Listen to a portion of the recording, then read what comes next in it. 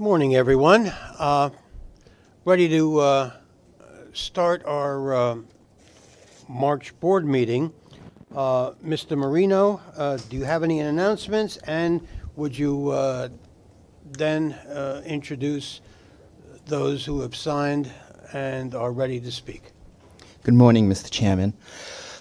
First, we have a quick safety announcement. Your safety is our first priority. The following are procedures to follow in the event of an emergency. If an alarm sounds, wait for a public address announcement and follow instructions. If told to go to another floor or to evacuate the building, leave all unessential items behind and use stairway exit A, just across from the main hallway, or stairway E down the hall past the elevator lobby. Notify emergency personnel if you need assistance. Automated external defibrillators for use by trained personnel are located in the main hall just past the elevators. Now we'll begin with the public speakers who have registered to speak this morning, and I'd like to remind everyone each public speaker has 2 minutes to speak. The first speaker is Alan Stevens, who will be followed by Tabitha Decker.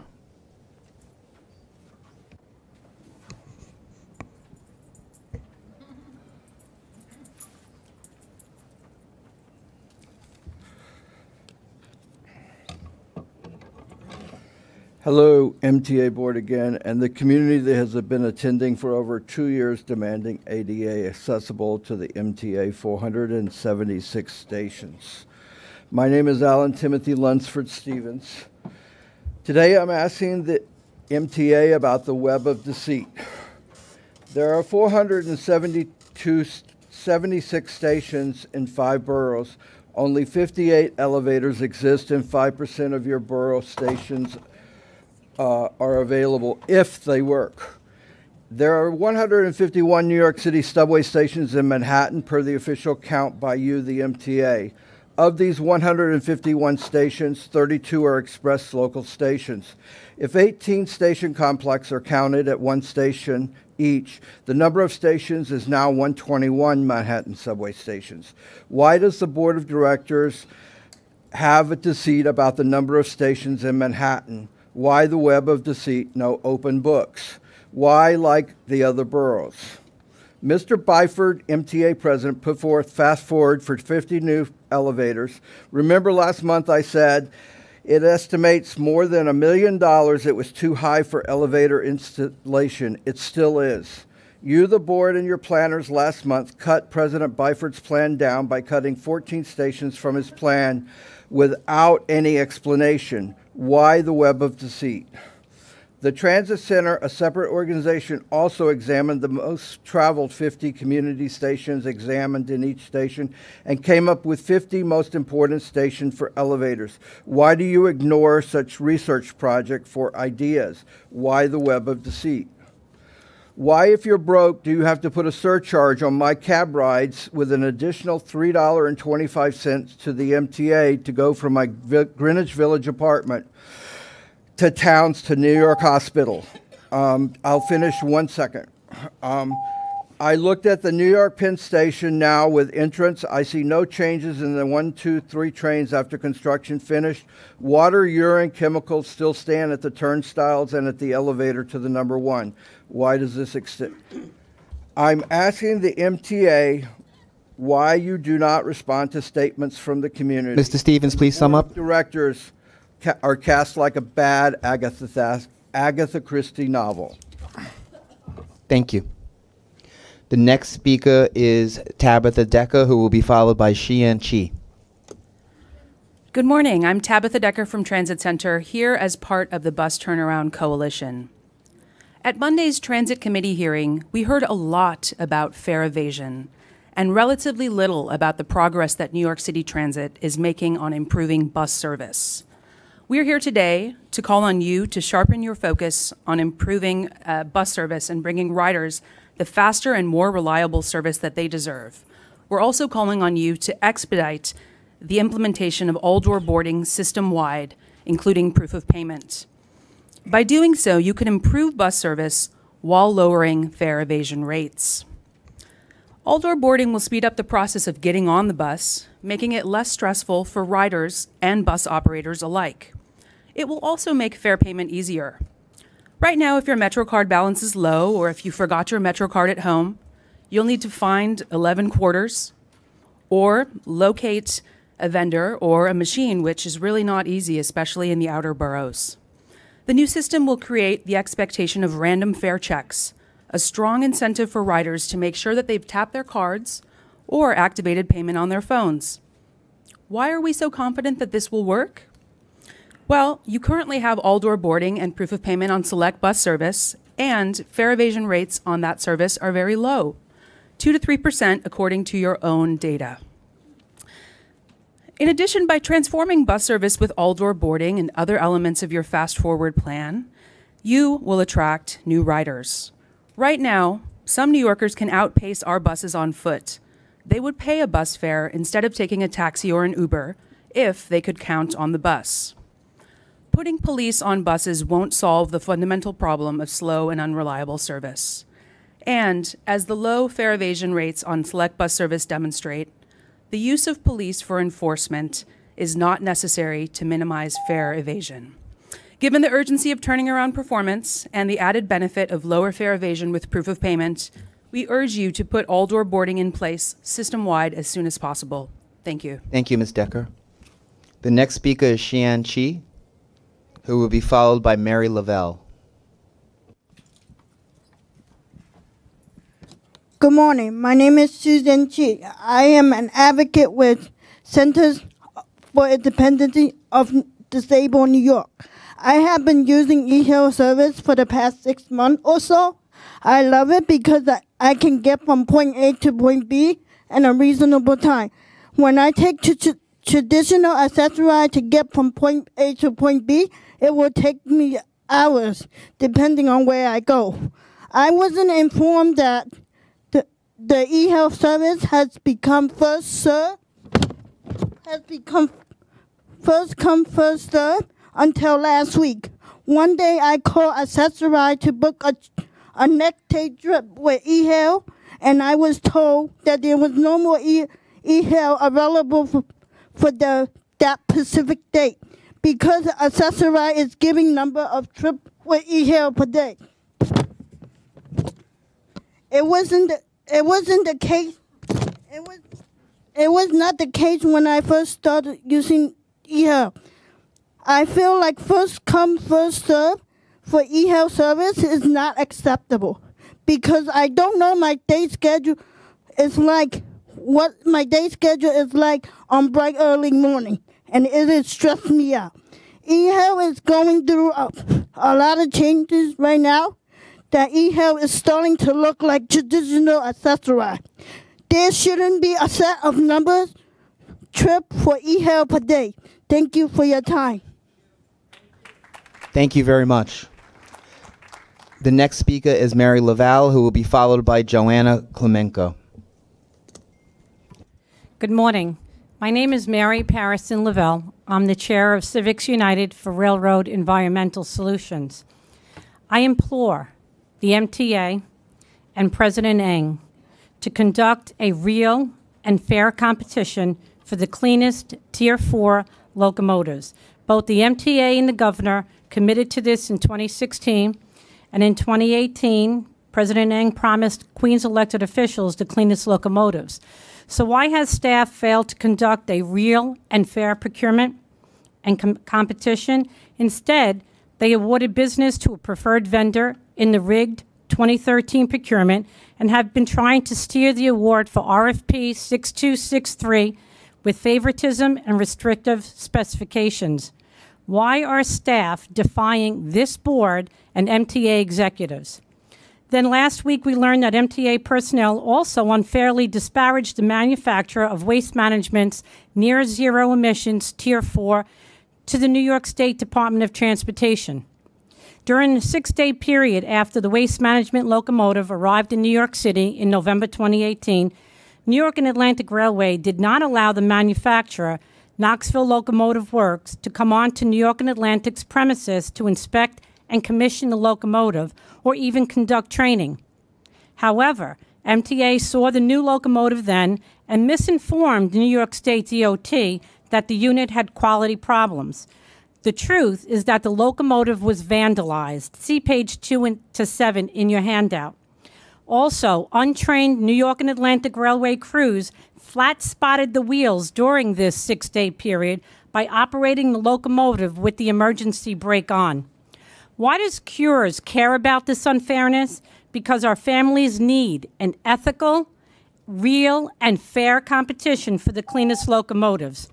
Long Island Railroad still has the opportunity to professionally and ethically conduct a real and fair competition and avoid investigation. I ask this board and President Eng. Ms. Lavelle, please summarize your remarks. I ask this board and President Eng to make this procurement reflect your reforms by rejecting unfairness, waste, abuse, and fraud, and starting this locomotive procurement over. Thank you very much for your time. Thank you. The next speaker is Johanna Klemenko, who will be followed by Ed Delgado. Good morning, board members and fellow advocates. I'm here today to speak about the future of the e-hail and on-demand programs, and also about the future of the New York City taxi system, because I think that there's an interrelationship that has to be addressed. As an accessoride advocate, I have not been able to get any clear information about what the future of both the e-hail program and the on-demand program are, in terms of whether the on-demand program will be expanded, whether the e-hail program will be contracted, whether only taxis will be used, whether other car services will be used. I think it behooves the MTA to take a look at the torturous treatment that the taxi industry has gone through, to add congestion pricing to the taxi industry when they're already really struggling to survive. And we're losing taxi drivers very, very rapidly. It's unconscionable. And I really think the program needs to be continued the way that it was initially represented by Steve Lopiano, who was the person who initiated the program, that all of accessoride transportation would eventually be transferred to the taxi system. I think that would be the ideal solution for accessoride passengers who have not been receiving timely, respectful, useful transportation on unconventional accessoride. And it would also be the solution for saving the taxi industry, which is in dire, dire straits. So thank you. Thank you. The next speaker is Ed Delgado, who will be followed by Liam Blank.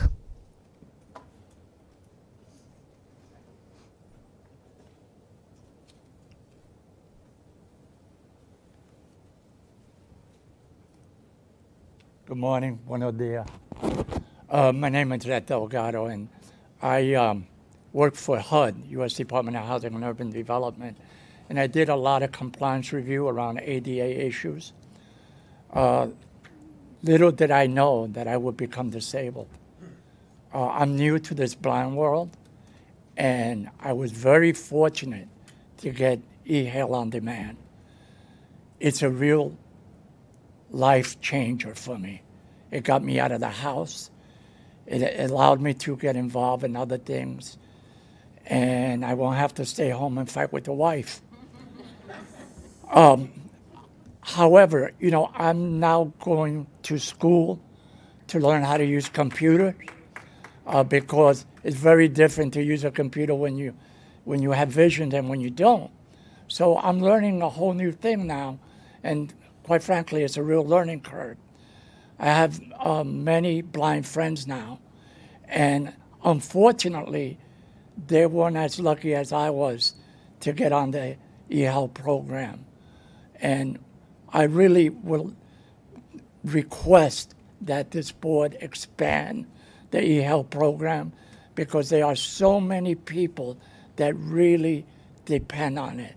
And the other thing I would like to say is, and I don't know this for a fact, but it would be great if you had some disabled people on the board, because we know what we need. Thank you. Thank you, Mr. Delgado. The next speaker is Liam Blank, who will be followed by Bruce Hain. Good morning. My name is Liam Blank. I'm the Advocacy and Policy Manager for Tri-State Transportation Campaign. Tri-State is a nonprofit organization fighting to improve mobility in New York, New Jersey, and Connecticut. Recently, the MTA has been focusing a lot of its attention on cracking down on fare evasion, but missing from this discussion are improvements that can be made to the boarding and fare payment process. It's worth noting that select bus service has very low fare evasion rates compared to standard bus service. SBS routes, which feature proof of payment and all-door boarding, speed up service as much as 30% and have increased ridership. That being said, the MTA should be focusing its energy on expanding SBS features to more priority bus routes throughout the city, as laid out in President Byford's Fast Forward plan. After all, this is a tried and true lesson. When we prioritize better bus service, commuters prioritize the bus. For years, Tri-State has been pushing the state to implement congestion pricing and provide additional revenue to the MTA for system improvements. Now that the legislature is very close to making it happen, it's crucial that the MTA makes significant improvements to bus service so that transit will be an efficient alternative to driving by the time congestion pricing begins. A big part of this includes getting the state to approve a drastic expansion of dedicated bus lanes and automated camera enforcement to keep buses moving without obstruction from automobiles. Targeted interventions like this are crucial to maintaining a seamless commute for transit riders and preventing the worst-case scenario of frustrated commuters clogging roads in private or for-hire vehicles and the significant congestion that would result. We commend the MTA for beginning some of the preliminary work with the bus network redesign process, but millions of New York City bus riders are still waiting to experience tangible benefits to their commutes. What is lacking from all of this is a concrete set of goals and reporting on progress for bus system improvements. Without this kind of transparency, there isn't much accountability, and that's a problem that we encourage the MTA to address immediately. Thank you. Thank you, Mr. Blank. The next speaker is Bruce Hain, who will be followed by Gene Rushinoff.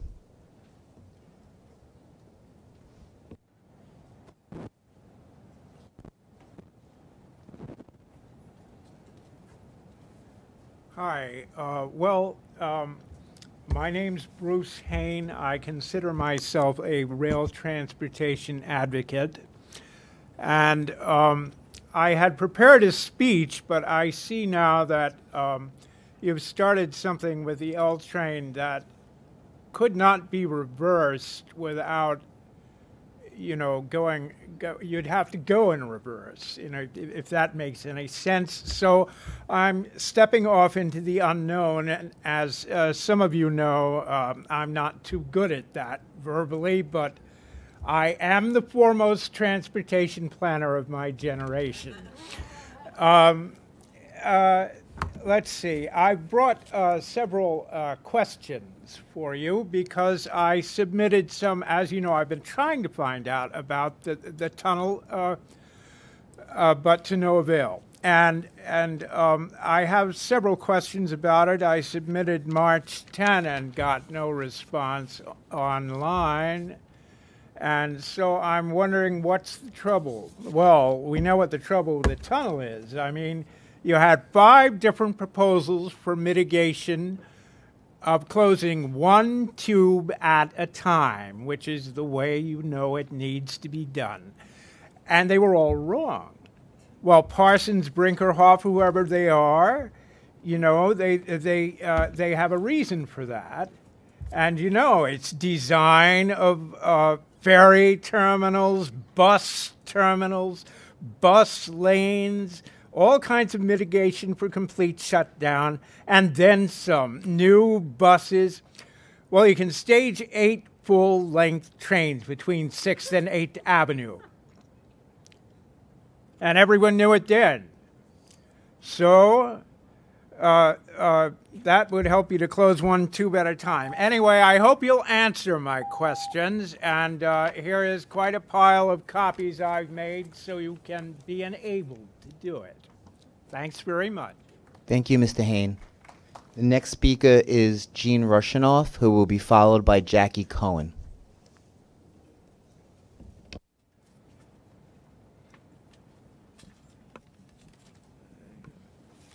Good morning. I am Gene Rushinoff with the Strap Hangers Campaign. My apologies if my voice is difficult to hear.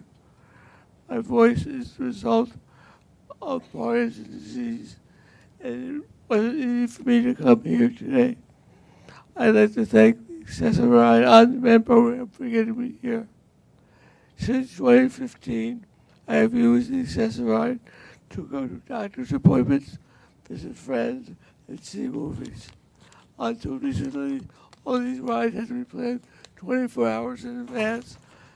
Imagine the public outrage if that was a rule for subway and bus riders. But with the on-demand program that has begun to change, the MTA has started to treat its disabled riders like human beings. However, the MTA may turn its back on its disabled riders despite the popularity of the on-demand program.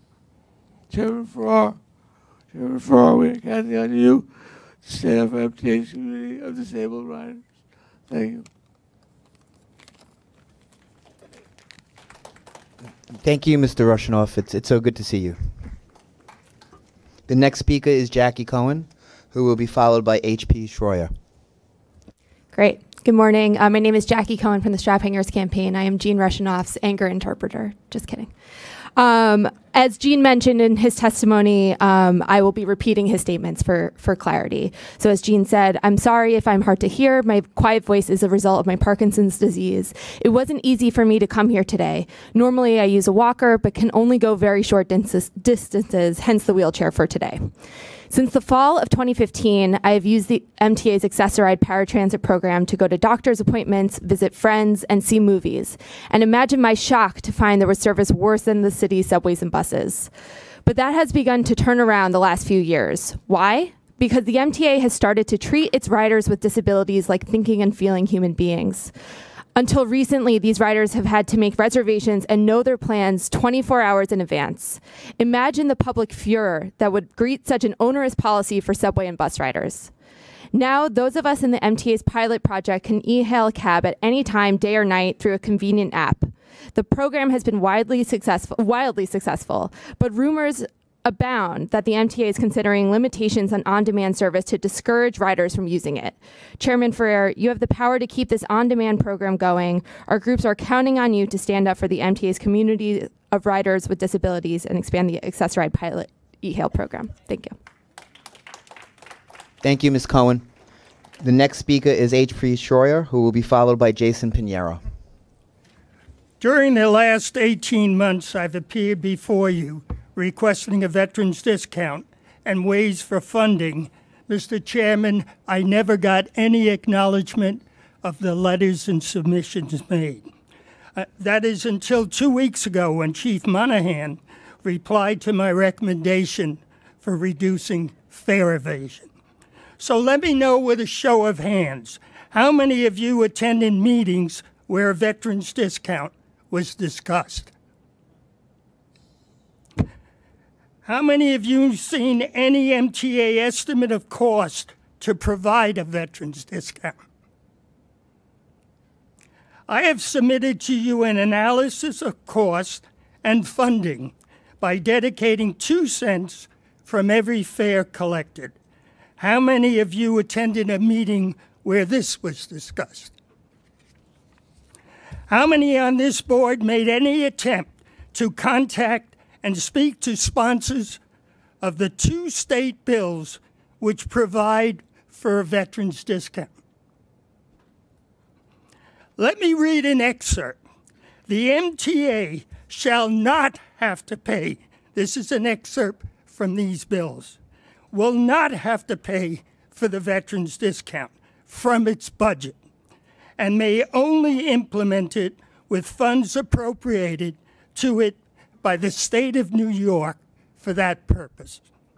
You say you don't have any money, yet you make no attempt to help our efforts to pass the Veterans Discount Bill, which provide funds without you're losing income. We only need 12 more assembly members to pass the bills.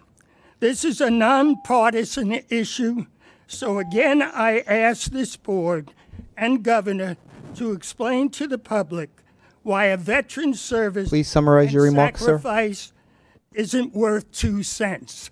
And if you added 3 cents more, you would provide funds for the elevators that are needed by these people. Thank you. Thank you. The next speaker is Jason Pinheiro, who will be followed by Joe Rappaport. Good morning, board members. I'm here to speak regarding a couple of things. One, the presentation that our beloved New York City President Andy Byford did regarding fare evasion. The agency lost $225 million last year, money that we won't recover. Second of all, echoing H.P. Schroeder's comment regarding veterans discount, it is needed that we should have a veterans discount because we are in New York, veterans live here, and they need to move around. But another thing we need to have is elevators. In Monday's presentation on CPOC, they mentioned 6th Avenue on the L, but they excluded the F and M trains. Trains that I usually take when I'm in Manhattan.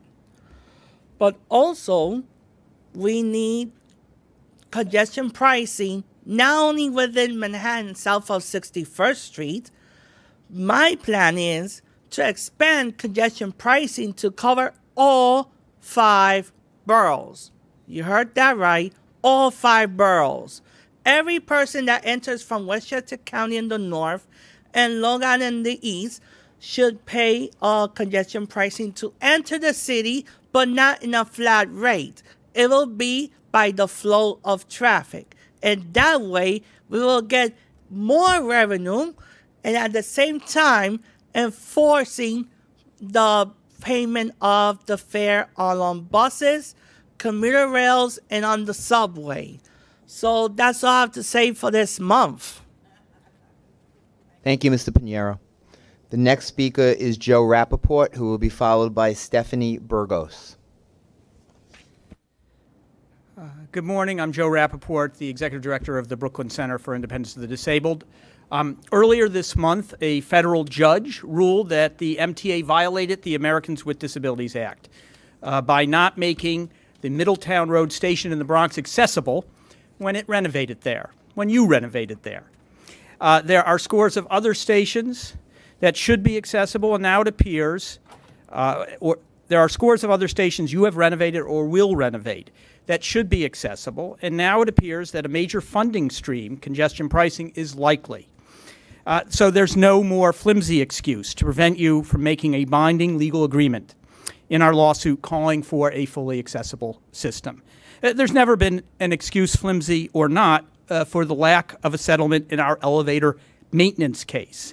AM New York Online has a story today showing why better maintenance is essential.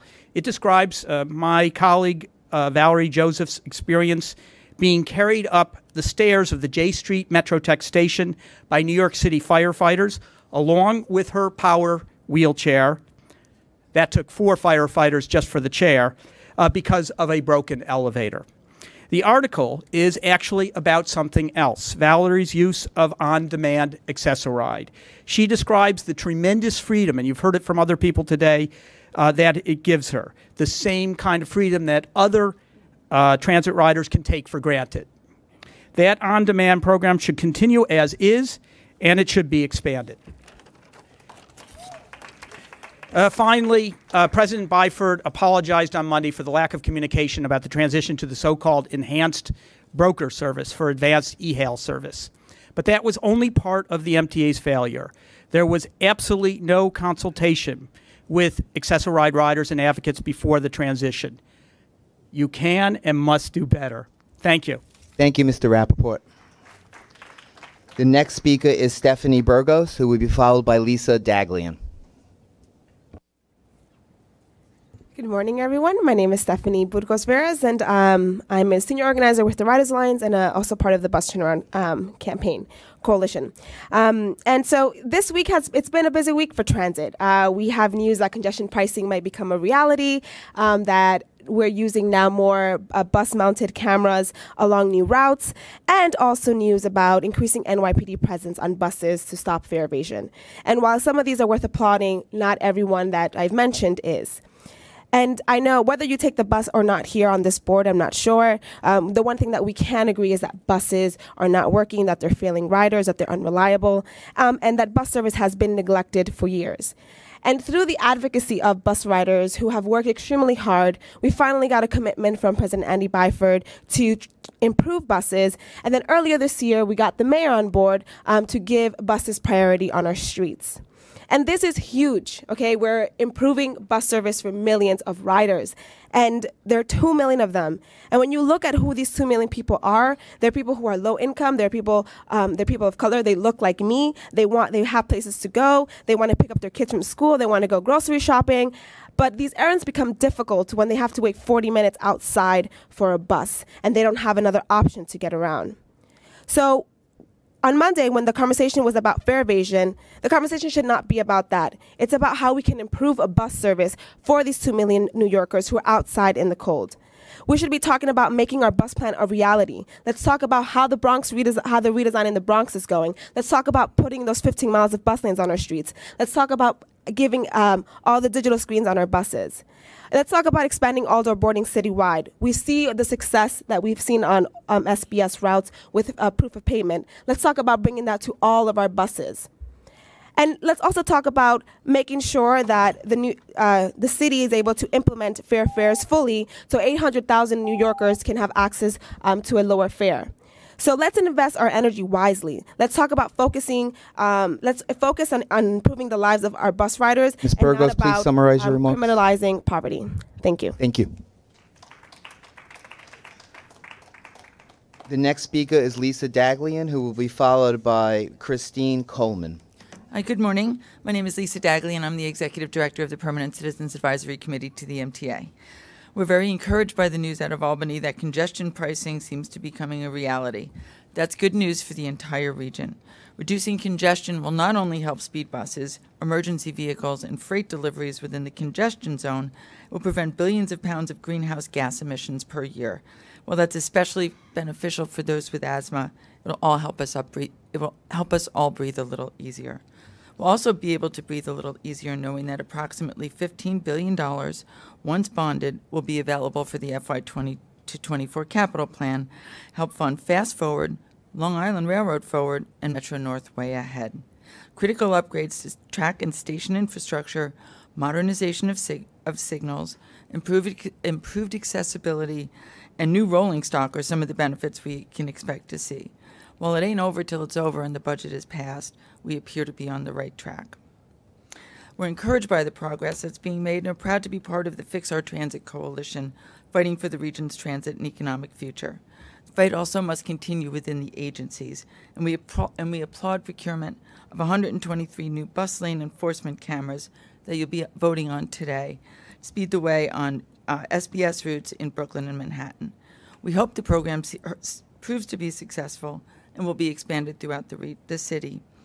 We also hope that the stringent fare evasion enforcement measures discussed in detail on Monday prove to be successful. More than $225 million is at stake. Not quite enough to buy Ken Griffin's townhouse, but certainly enough to make a real difference in the quality of riders' commutes, from Montauk to Wassaic and all points in between. It's important to keep the conversation focused on reliable and sustainable funding sources for the MTA. One way to do that is to release the 20-year needs assessment, which will pave the way for the next capital plan and will show elected officials and the public the projects and needs for years ahead, how congestion pricing money will be spent, and how much more needs to be identified to meet the needs of the entire system. Thank you, Ms. Daglian. The next speaker is Christine Coleman, who will be followed by Michael Howard. Good morning. I'm Christine Coleman with the People's MTA, and I'm here to speak again on this very critical issue of accessibility. I'm almost 9 months pregnant, and pretty soon I'm going to be another mom struggling on the New York City subway stairs with a baby and a stroller. I've already spent many trips carrying heavy bags up and down stairs, so I can only imagine what this is going to be like when I have a 20-pound stroller and a baby, plus my belongings. Malaysia Goodson died at 22 years old while carrying a stroller and her 1-year-old child on the stairs. And just imagine if she had had access to an elevator, how her death could have been prevented. Accessibility is a right. We need a subway system that's safe for everyone, whether you are 9 months pregnant like me, or a parent with a stroller, or a person in a wheelchair, or just somebody who's trying to get through the subway safely with heavy bags and luggage. MTA needs to install elevators in every New York City subway station, because anything less than a fully accessible system is truly unacceptable. Thank you. Thank you, Ms. Coleman. The next speaker is Michael Howard, who will be followed by Tony Murphy.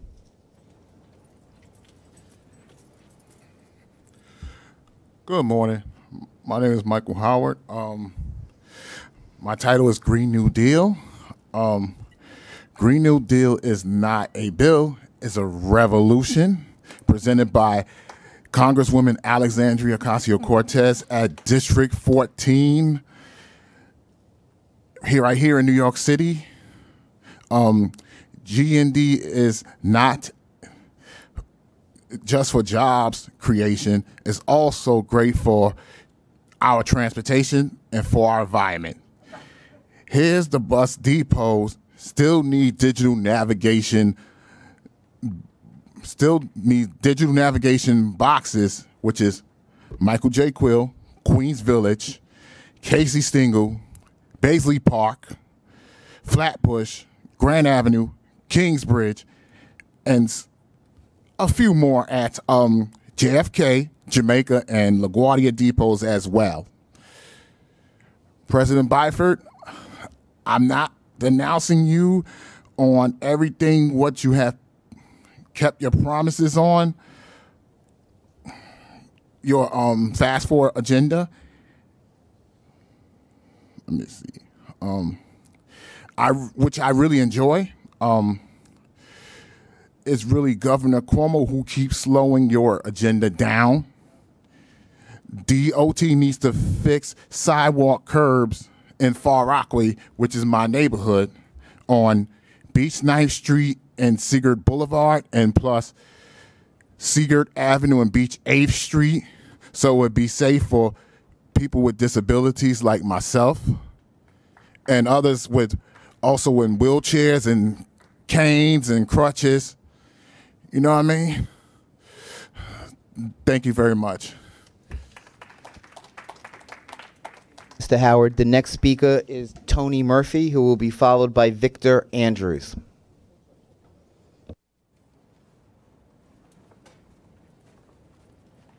Hi, I'd like to start and give over the first part of the time my comments by having the cousin of Malaysia Goodson just say a few words. Good morning. I just want to start off by saying, like, I just want to speak from my heart. This is not easy for me or my family. Like, I feel like my cousin should still be here. She had her 1-year-old daughter in her hand walking down these stairs. I'm a mother of 2, so I know the struggle of walking up and down the stairs with a baby and bags and strollers. I understand.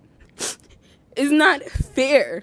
I feel like you guys are raising the price and nothing is being done. I want to know where's all of this money going to. We need elevators, if not at every station, at least at every other station, or every 2 stations. You have people with strollers, babies, pregnant, walkers, wheelchairs, anything that you could think of. Struggling up and down these stairs is not right. It's not fair. I feel like y'all have to do something fast, quick, before something like this happens again. You never know.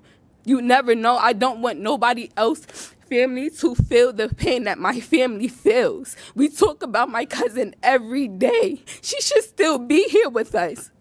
She should still be here with us. I shouldn't be standing here talking on her behalf. Thank you.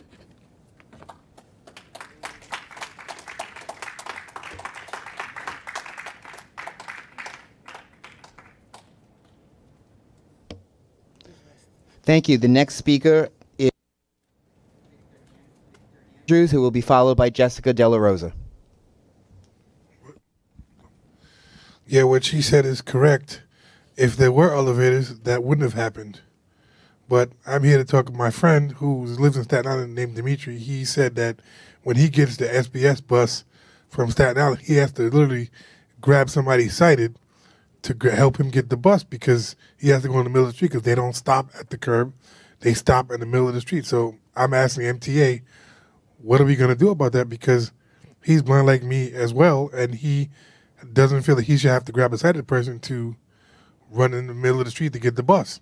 And also, on-demand service should stay where it is because we can actually go when we need to go. We can go as we need. If Accessoride, you have 4 or 5 meetings in one day, you're not going to make it because you have to book in advance. But if you have on-demand, you can go as you please. So I thank you, Andy Byford, for that. Thank you for your remarks. The next speaker is Jessica De La Rosa, who will be followed by Kevin Zhang. Hi, everybody. Good morning. I'm here today to talk about Accessoride. Being an Accessoride member since I was 13 years old, I've had seen the changes, both good and bad.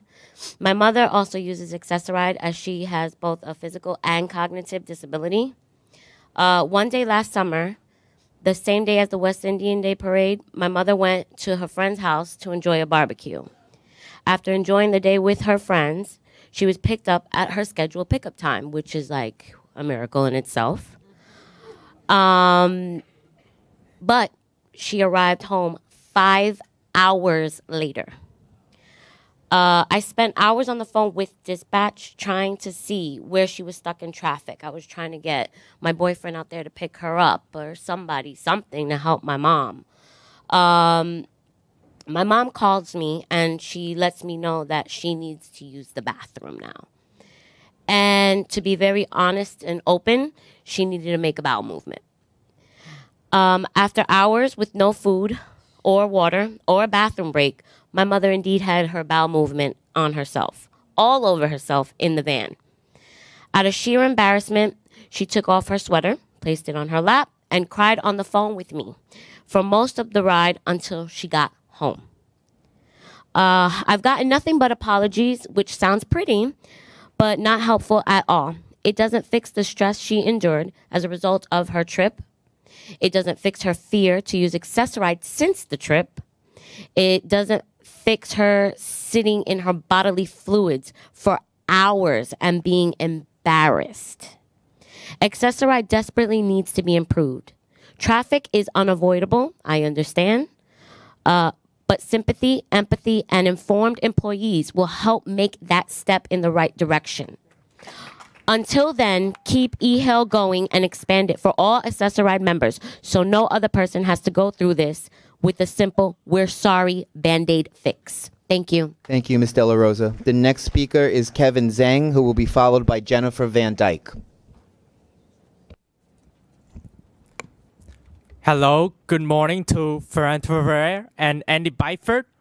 My name is Kevin Zhang. I would like to consider to all subway stations accessible because some subway accessible are not working during repairs, and that's great to alternative to use stairs or use another line for elevators. Unlike the Marcia Goodson failed the stairs and not to install elevators at 7th Avenue on the B, D, and E train when renovation are complete, so it needs to install elevators at 7th Avenue station in Manhattan on the B, D, and E train. During station renovation, it needs to install elevators and public restrooms. So that's way to be better stations. So we are working on 57th Street, 7th Avenue on the N, Q, R, and W train, Greenpoint Avenue on the G train, Bedford Avenue, 1st Avenue, and 6th Avenue on the L train. But it needs to complex station accessible at 14th Street on the 1, 2, 3, F and M train, and add elevators on the street levels, mezzanine, and platform. Times Square shuttle train stations need to be renovation, eliminate gap fitters, and all elevators and bathrooms. Union Street on the 3 and California Avenue on the L train station will be add transfer accessible connections, elevators, and bathrooms. And also, once the 2nd Avenue subway start phase 3 for the construction, it needs to transfer at 14th Street to the L train at 3rd Avenue and install elevators. Thank you and have a nice day. Thank you, Mr. Zhang. The next speaker is Jennifer Van Dyke, who will be followed by Victor Diaz. Good morning. My name's Jennifer Van Dyke. I'm with the Elevator Action Group at Rise and Resist, and as you can see, our message is elevators are for everyone. I need to make this personal for all of you around the table and on this side of the room. I became a disability rights activist because my father was in a wheelchair for the last year of his life. It opened my eyes to a lot of things that I had never seen before.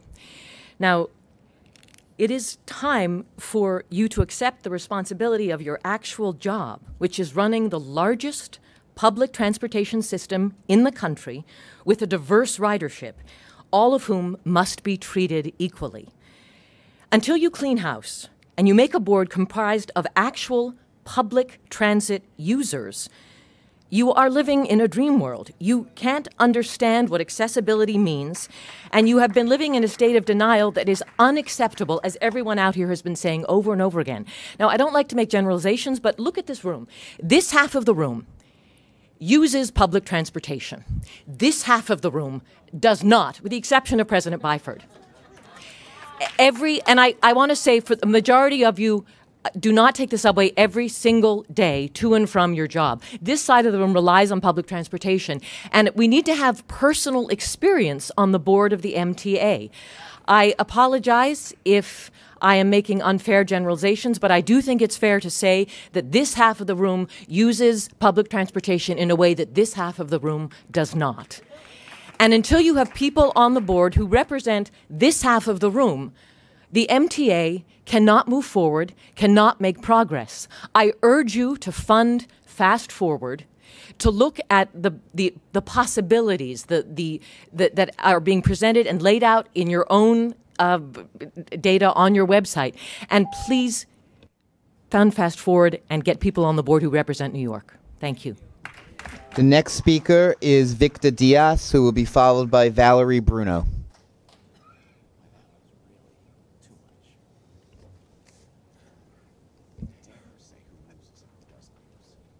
Victor Diaz. The next speaker is Valerie Bruno, who will be followed by Valerie Joseph. Good morning, everyone. I'm Valerie Bruno, and I use Accessoride. And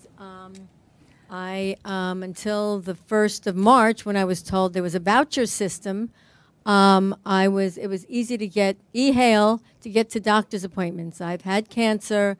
I have a lot of bone problems. I go to the doctor probably like 3 or 4 times a week, sometimes 2 in a day, like today. And I called 2 mornings ago to get a ride in e-hail the next day at 7 a.m. when the line opened up, and they said there were no more vouchers available from the day before. I tried to find out how many vouchers a day are given out, but no one will tell me that. One woman I called the day after I found out, she said, "Oh, this is not for the public disclosure." And that really made me see red and angry. And I have not found an answer from anyone of how many vouchers a day are given out to people that need them with disabilities that have Accessoride.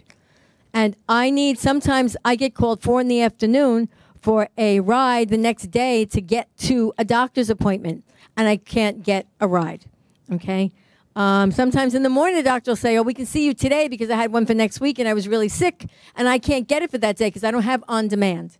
On-demand needs to be expanded. Please, please. You know, I mean, you call up and you get a ride, and you can get to the doctor, you can get to a friend. Most of the time, mine's to the doctor. I haven't been to many friends lately. But the other thing is that I live in Astoria, Queens, and I was going down when they were doing the Broadway, Astoria, the N train station, and I see this staircase going in about a year ago, and I yell up, I said, "Hey, are you putting that in for an elevator?" And they said, "No, it's just for another staircase," because they were closing off the other section. So that was, and all along that line, they are being fixed up, and they haven't put any out. I think there's one now at Ditmars and one at Hoyt Avenue, but that doesn't help people down on 36th Avenue and on Broadway and on 31st Avenue. So I'm asking you to please do that. And the other thing is to clean up the elevators that you do have in the subways. Most of the time they smell like urine. You'd rather drag your child up the stairs than go into those elevators. They are filthy and they don't work. Thank you so much. Thank you for listening to us. The next speaker is Valerie Joseph.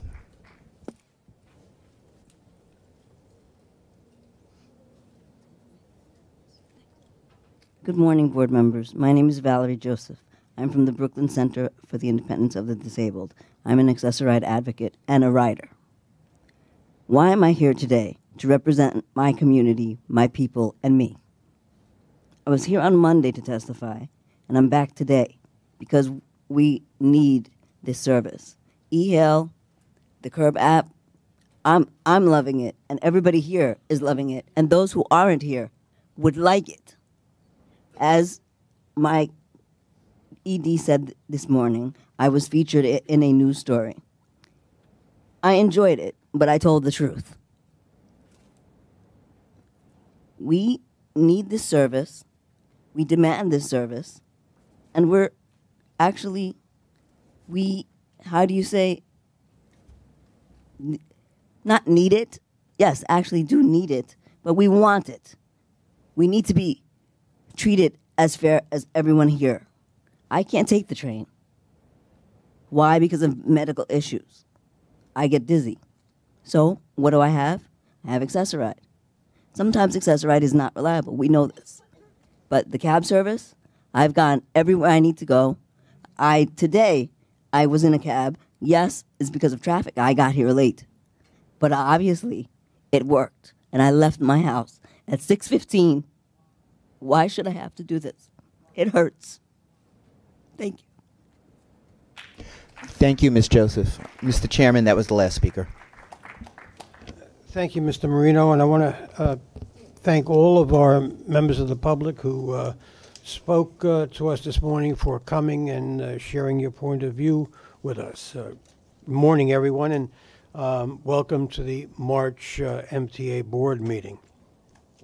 Before we start, I'd like to point out that last month I introduced two of our newest board members, David Mack, who is here, and I introduced Sarah Feinberg, who was not here. But I'd like you all to meet Sarah Feinberg, our very newest board member, and of course reacquaint yourself with David Mack, who has been around this track before. Welcome both. And I want to once again take this opportunity for those of you who looked in on our Transit and Bus Committee meeting to congratulate Andy Byford, Sandy Librera, and their whole team for the progress we're seeing under the Subway Action Plan.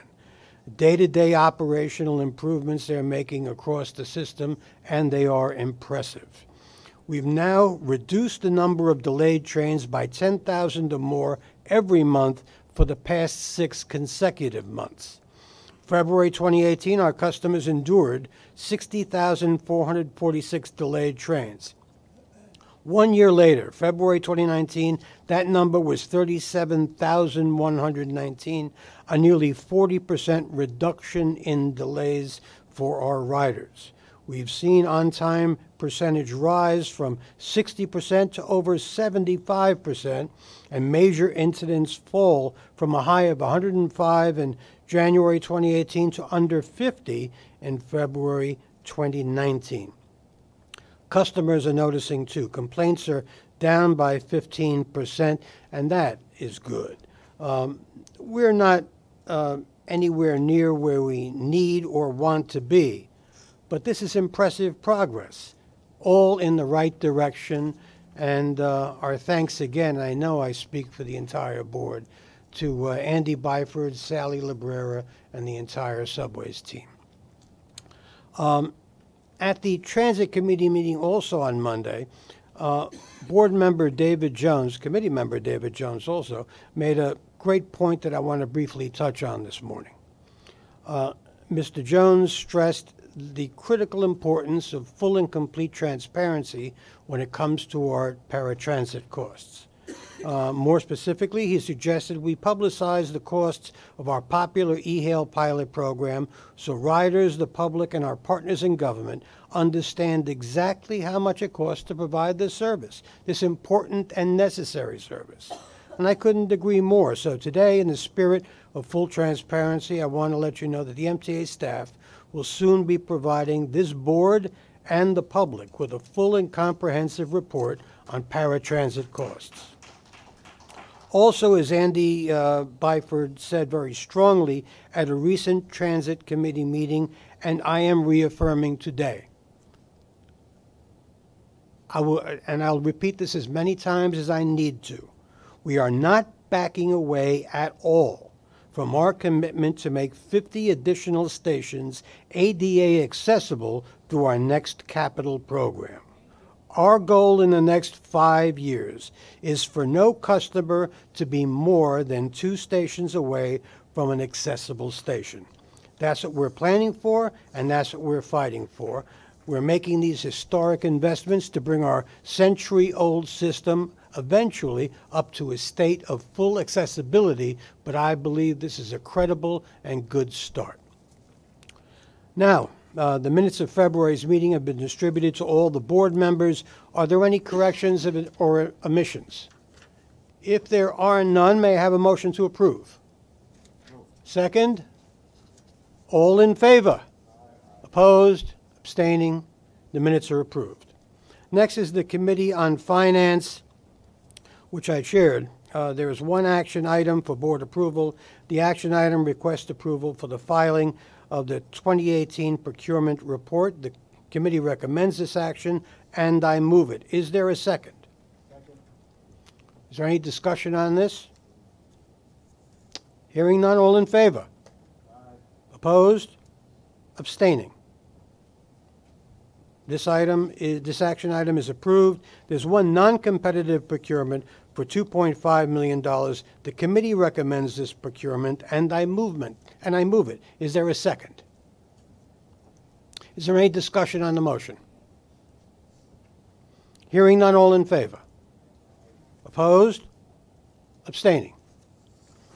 Motion's approved. There are 9 competitive procurements for $1.3 billion. The committee recommends these procurements, and I move them. Is there a second? Is there any discussion on these procurements? Hearing none, all in favor? Opposed? Abstaining? The procurements are passed. There is one ratification for $17.9 million. The committee recommends this ratification, and I move it. Is there a second? Is there any discussion on this ratification? Hearing none, all in favor? Opposed? Abstaining? The ratification is approved. Finally, there are 5 real estate action items for board approval on pages 82 through 94 of the board book distributed for the meeting. These actions include a $6 million procurement for AECOM. The committee recommends these actions, and I move them. Is there a second? There's a second. Any discussion on this item, on these real estate items? If there is none, all in favor? Opposed? Abstaining? The real estate action items are approved, and that concludes the finance report. Of course, while I'm here, Transit and Bus Committee met, and I also chaired that meeting. There are 4 competitive procurements, 3 for New York City Transit, for $10 million, one for MTA Capital Construction for $11.5 million. The committee recommends these procurements, and I move them. Is there a second? All right. Is there any discussion on these procurements? Mr. Saul. I'd like to talk about JMT, which is on page 106 in the board book. It's item number 3. We've talked about this before, but I feel this is a very, very significant departure from the way we've handled governance at the MTA. When the original contract was given out for the L train construction, apparently there was a lot of discussion by the engineers and the in-house staff and I guess outside consultants of which way to proceed with the L train tunnel improvement and repairs. And the question was, do they take the walls out or do they hang the cables from the existing walls? And apparently there was a detailed discussion here. After all this came to the board approved, I think it was approximately a $500 million contract with Judlow. There was a tremendous amount of discussion, and we were going to close the tunnels and do a complete remodeling of the tunnel and repair.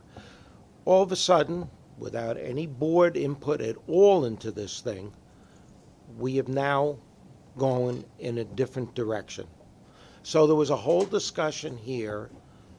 How could this be? How could the fiduciaries, which is the group sitting around this table, approve something like this? Or how could this project go ahead without it being approved?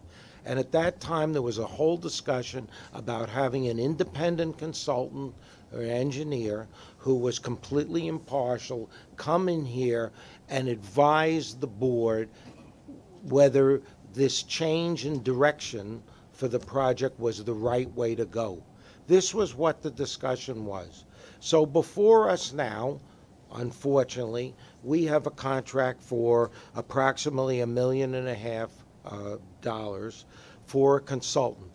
But this consultant is going to do nothing to advise the fiduciaries whether this is in fact the right way to go and change the scope of the project on the L train and the Canarsie Tunnel. Okay, so here we are. We're now going to have another consultant to watch all these thousands of people we've got working here in consultants, which, believe me, we do not need. This is why we are in the mess we're in. Just spending money redundantly with really no impact on the project. Completely unnecessary, in my opinion, and the opinions of a lot of other people around the place. On top of it all, and I don't know this for a fact, but the Wall Street Journal last week reported that Andy Byford had a consultant or engineer, civil engineer, that worked with him in London that was going to come in here and advise us if we were going to hire the consultant, which I think is totally wrong to start with, for $350 million. I don't know whether that, $350,000, I'm sorry. I don't know whether that is factually correct. It was in the Journal. I don't know whether there was another contractor or a consultant here that would have done the work for $350,000, but this is the way what the Wall Street Journal reported, I believe, last Wednesday. So for us to go ahead and approve a $1.5 million contract, which does nothing to help us with a fiduciary responsibility that eventually I assume this board's going to have to approve when the contract's renegotiated with Judlow. And to go ahead with this thing is on 2 counts crazy. By the way, I wonder whether this JMT is really an independent consultant. I don't know what their relationship, it says there was no relationship with Brinkerhofer, but maybe it was a spin out. I don't know. I haven't done the research on it. But I am so opposed to this. I think for fiduciaries to go ahead, it's just really a sham. Is there anyone else? Mr. Merdler. Mr. Chairman, I'd like the record to reflect my recusal on the 270 Park Avenue item. Is there anyone else? One second. I presume these procurements have been moved and seconded. Am I correct in that? Correct. Okay. I'm sorry, Mr. Albert. When we had a discussion of an independent consultant to guide us on the L-Train project, I think many of us were under the impression that it would have happened sooner and it would have allowed the board to make an intelligent decision between the original total shutdown of 15 months, which I understand may have even been able to be done in 12 months, to the now plan that is in place, which is a partial shutdown. Unfortunately, the selection of the consultant did not happen in a timely enough fashion that we thought we were going to see, and so the revised plan, the plan the governor has put forward, has moved ahead in the interim period. So I guess my question and comment is, if we had had the consultant earlier, and I assumed that the three-person selection committee got to work on it as soon as the board was done with their discussion on this, why didn't we get the consultant earlier? Were we not able to select one that we felt was independent, or was the process delayed in some fashion? Okay, let me address a couple of things that I've heard that are deeply in error. One is this consultant never was to come back to the board with a comparison between Plan A and Plan B.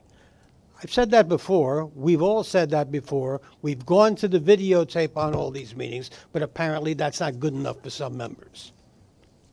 Second, I think, as you know, the three board members who looked at proposals, by the way, finding a credible consultant who has never done business with the MTA before is a little like finding hen's teeth. We found one. We found a couple, but one in particular. Three-member panel selected that individual, and with as much speed as we could muster, we put them to work. But by the way, it was only a matter of a few days. You have to approve by the way, we haven't approved their contract yet. This is about that.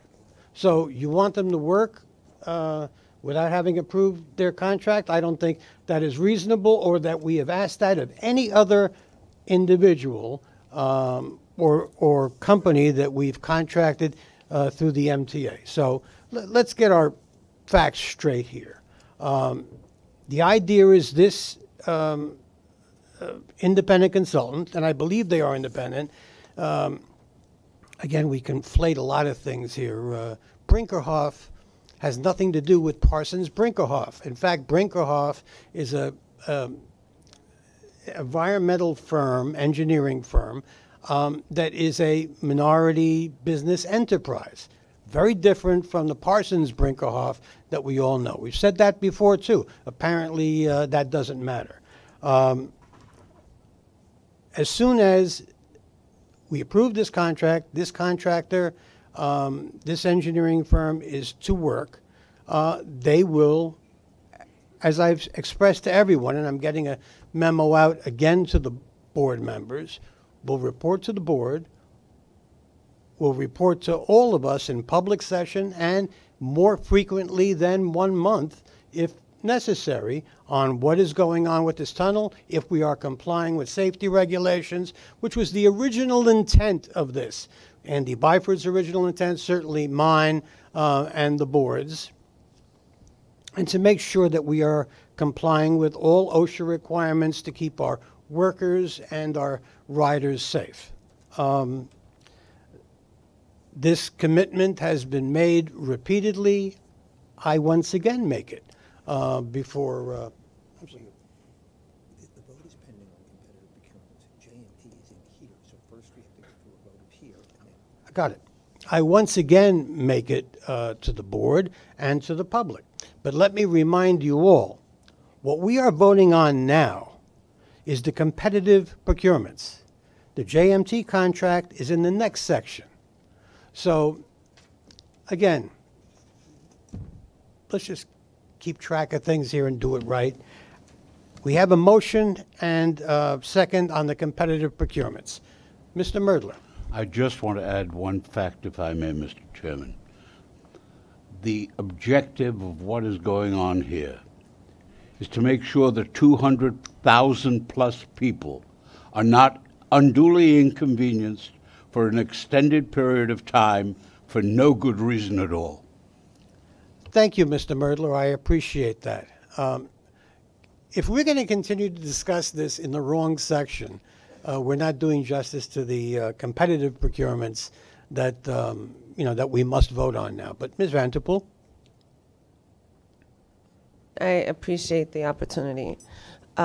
Since we're sticking with facts, and I'm not going to reiterate the full comments I made at Monday's meetings, but since we're sticking with facts, the draft scope that was presented to the board was indeed a very different scope that was ultimately decided by the three-person steering committee or selection committee. And I think that difference reflects or captures a good deal of the sentiment expressed by some of my board colleagues. I don't want to speak for them, but it certainly reflects why I'm voting no against this section that we're going to get to next on ratifications, on JMT specifically.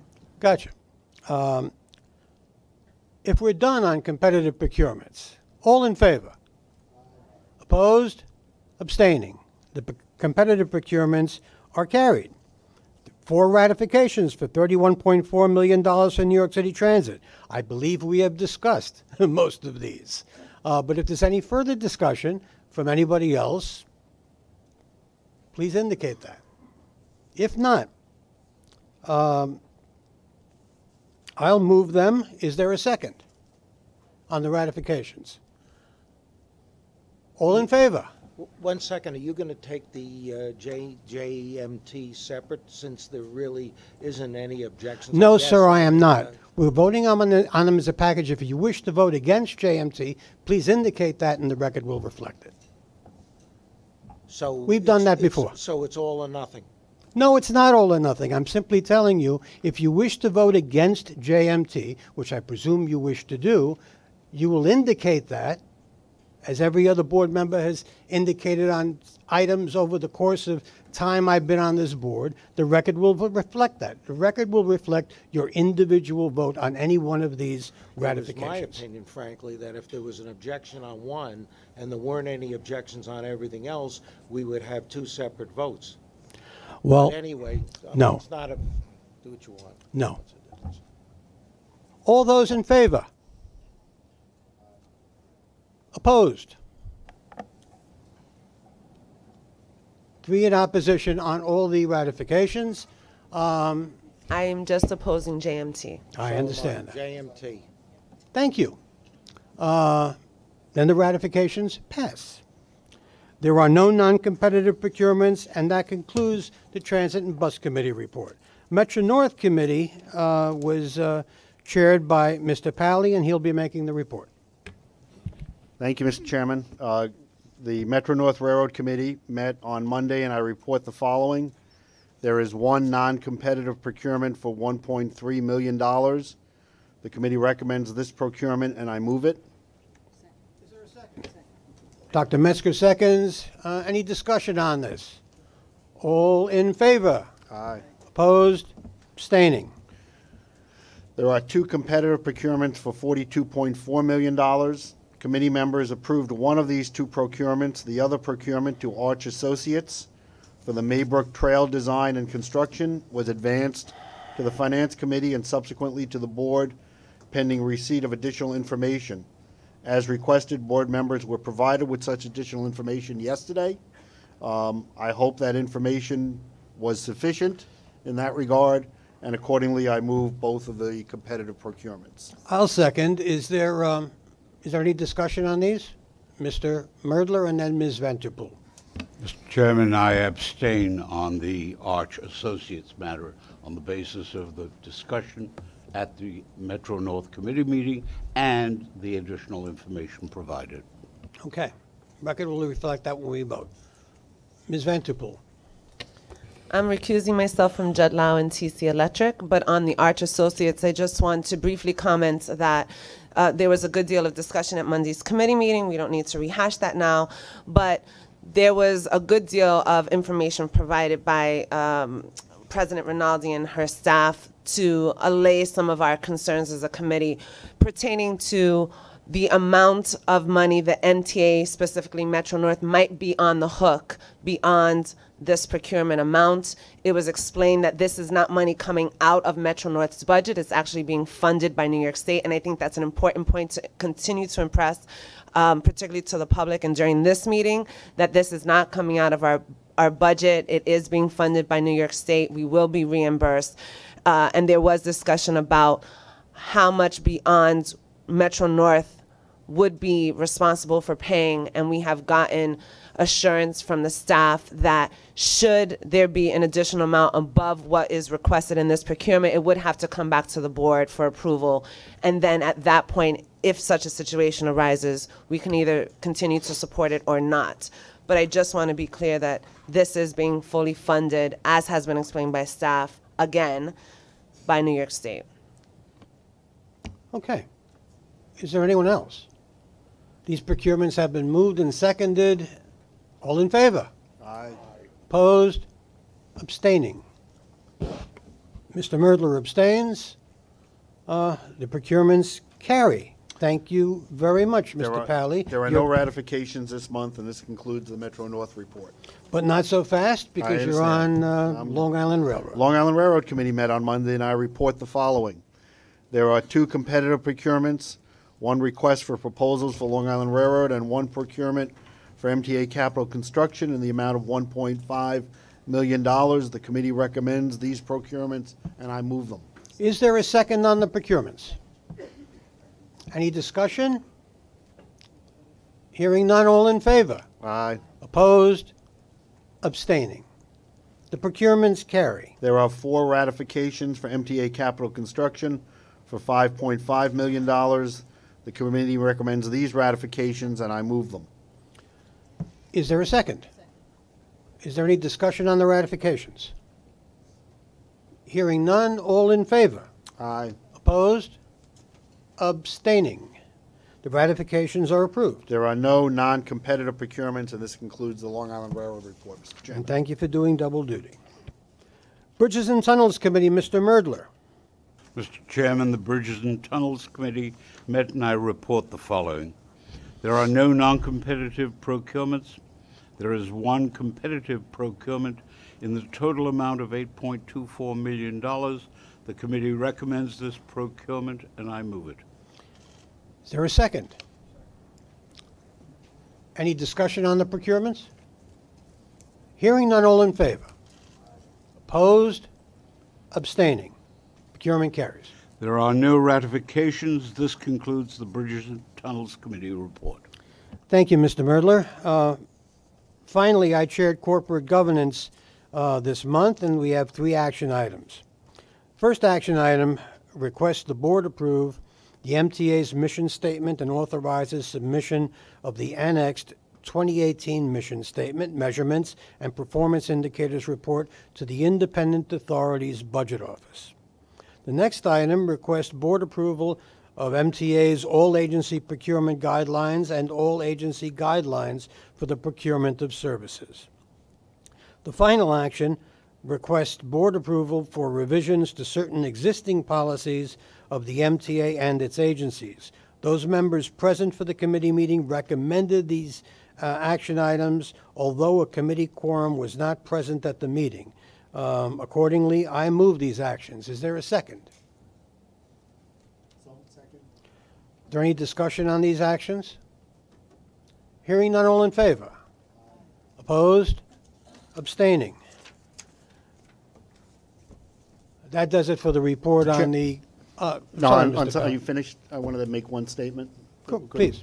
In view of the various statements that were made by the public in relation to elevator and escalator accessibility, as you and I recall, we had a very thorough discussion about many of those issues at Capital Program on Monday.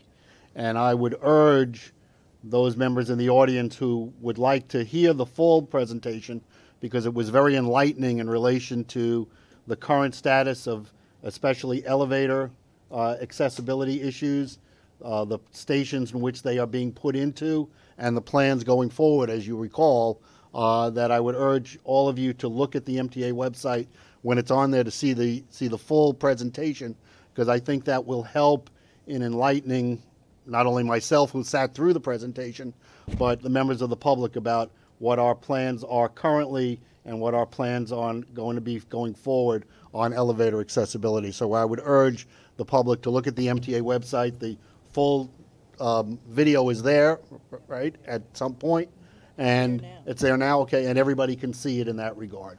Thank you, Mr. That's a good Chairman. and very timely suggestion, Mr. Pally. Thank you for that. If there's nothing else, may I have a motion to convene an executive session to discuss matters relating to collective bargaining pursuant to Section 105(1)(e) of the New York State Public Officers Law, and to discuss matters related to proposed, pending, or current litigation pursuant to Section 105(1)(d). Second, all in favor? Opposed? Abstaining? We are now in executive session.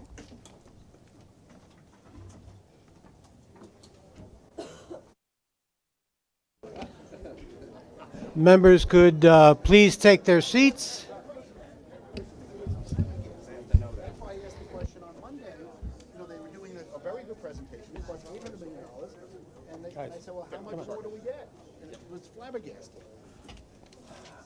May I have a motion to go back into public session? Second. All in favor? Opposed? Abstaining? We are back in public session.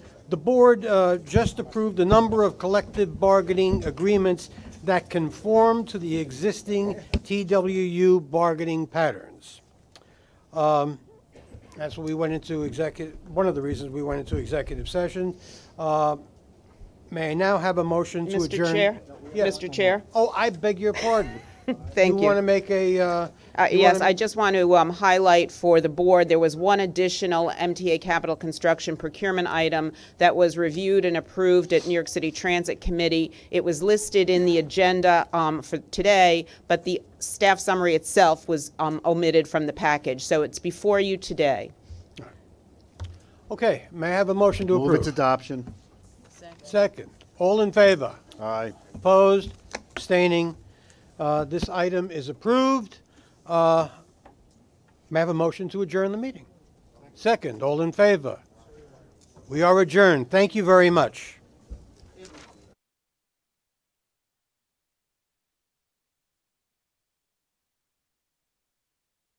Good morning.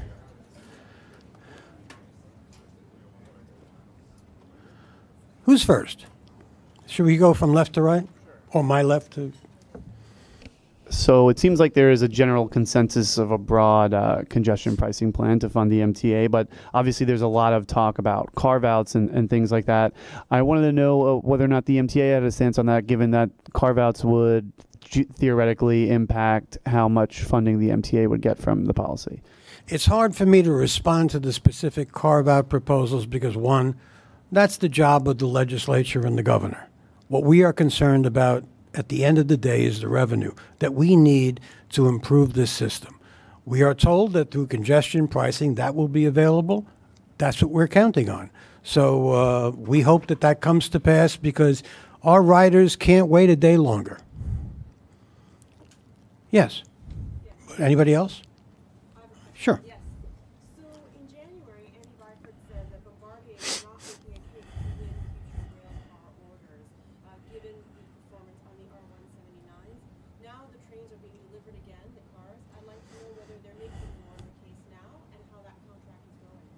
I'll have to get back to you on that. I'm not prepared to answer a Bombardier question right now, but we'll get back to you later about it. Yes. I'd like your reaction to, and maybe if Andy can come react to it as well. It'll be me. I'm the chairman. Well, I know he used to. Would you ask the question I'll ask first? the question. Maybe he can weigh in as well as president of New York City Transit. The question is, Malaysia Goodson's cousin was here today. Emotional, talking about her belief that accessibility should be front and center. First of all, do you consider the lack of accessibility at that station to be a factor in her death, or do you side more with what the medical examiner found, that there was a pre-existing condition. Again, that's a really inappropriate thing for me to weigh in on. I'm not a physician. I'm not a medical professional. I'm not an engineer. I am a writer. I am familiar with that station, and that station is a very deep cavern station. So I know what it looks like. That said, what happened with Ms. Goodson was unbelievably tragic. I think we all acknowledge that.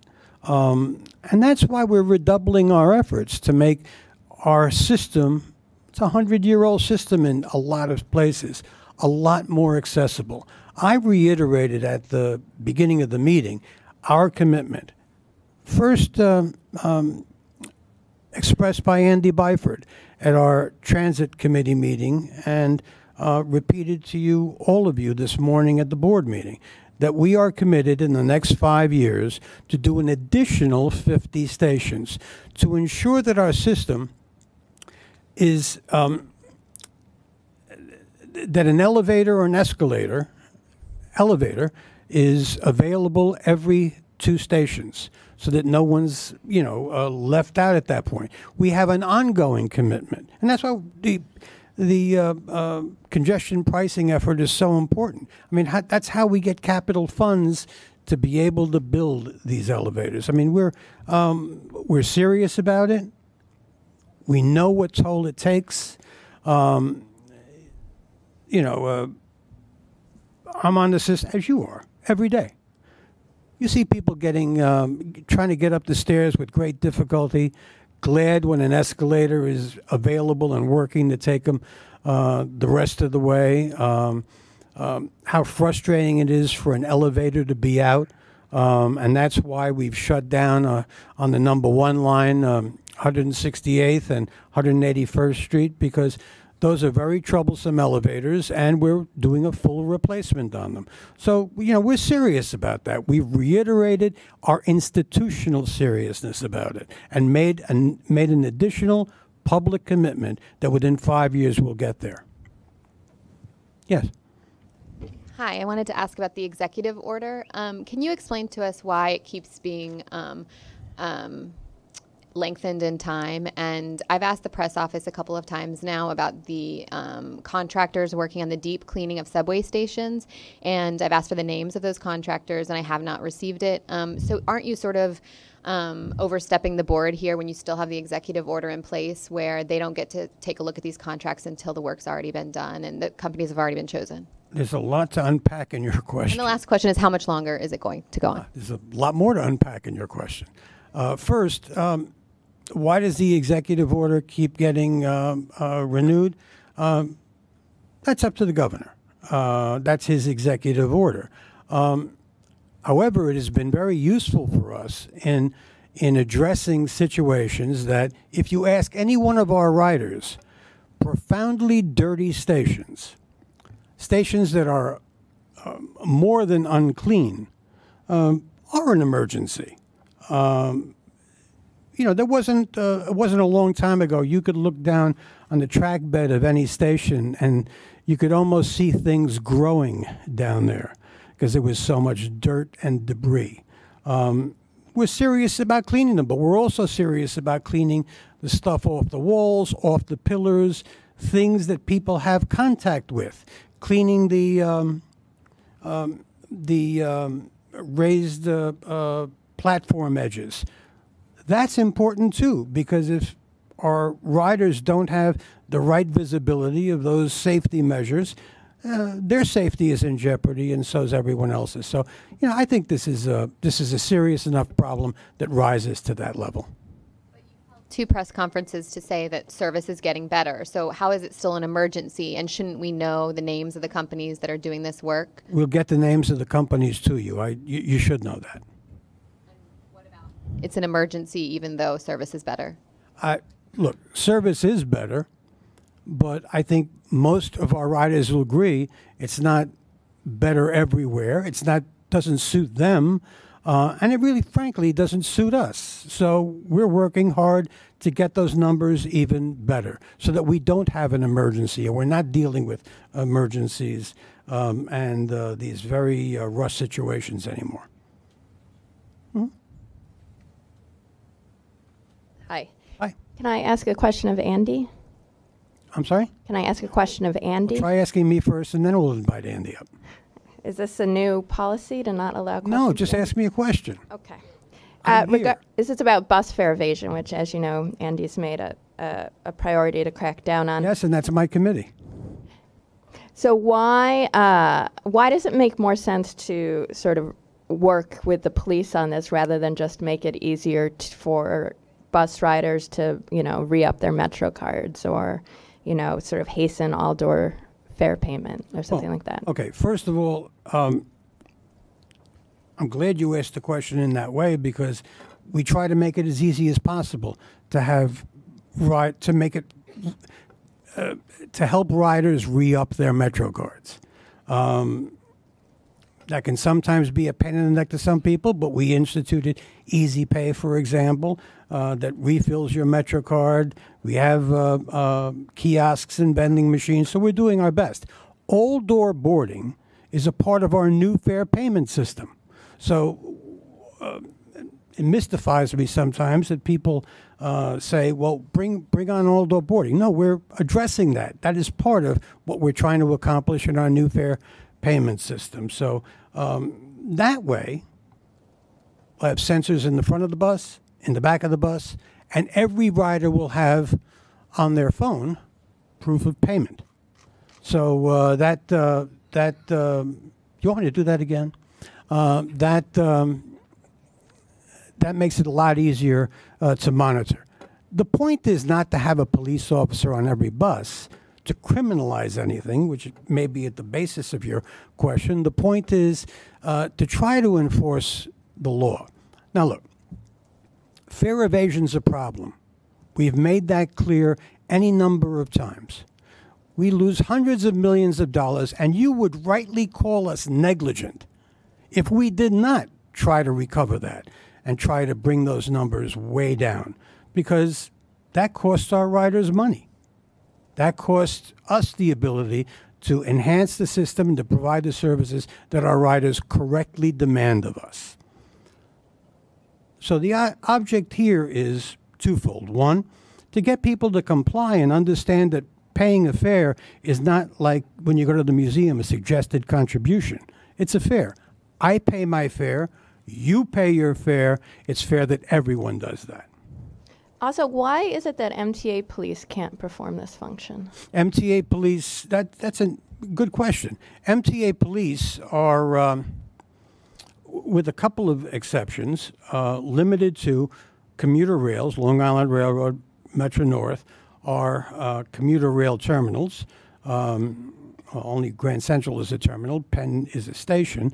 That kind of thing. That's what they do. NYPD is in charge of subways and buses. Now, the buses are, they're tough to deal with, but NYPD is working with us very hard. They've been enormously cooperative in trying to find new ways to address fare evasion and to try to find new ways to make our rides on buses and subways safer and a whole lot better.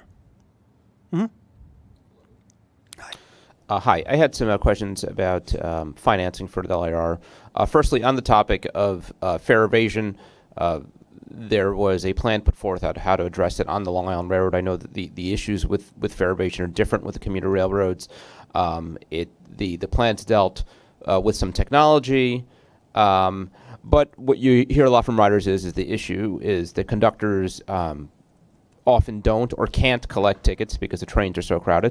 So can I ask you about how big a problem losing fares is on the Long Island Railroad, and whether some of the measures that were put forth, how much of a difference do you think they'll make?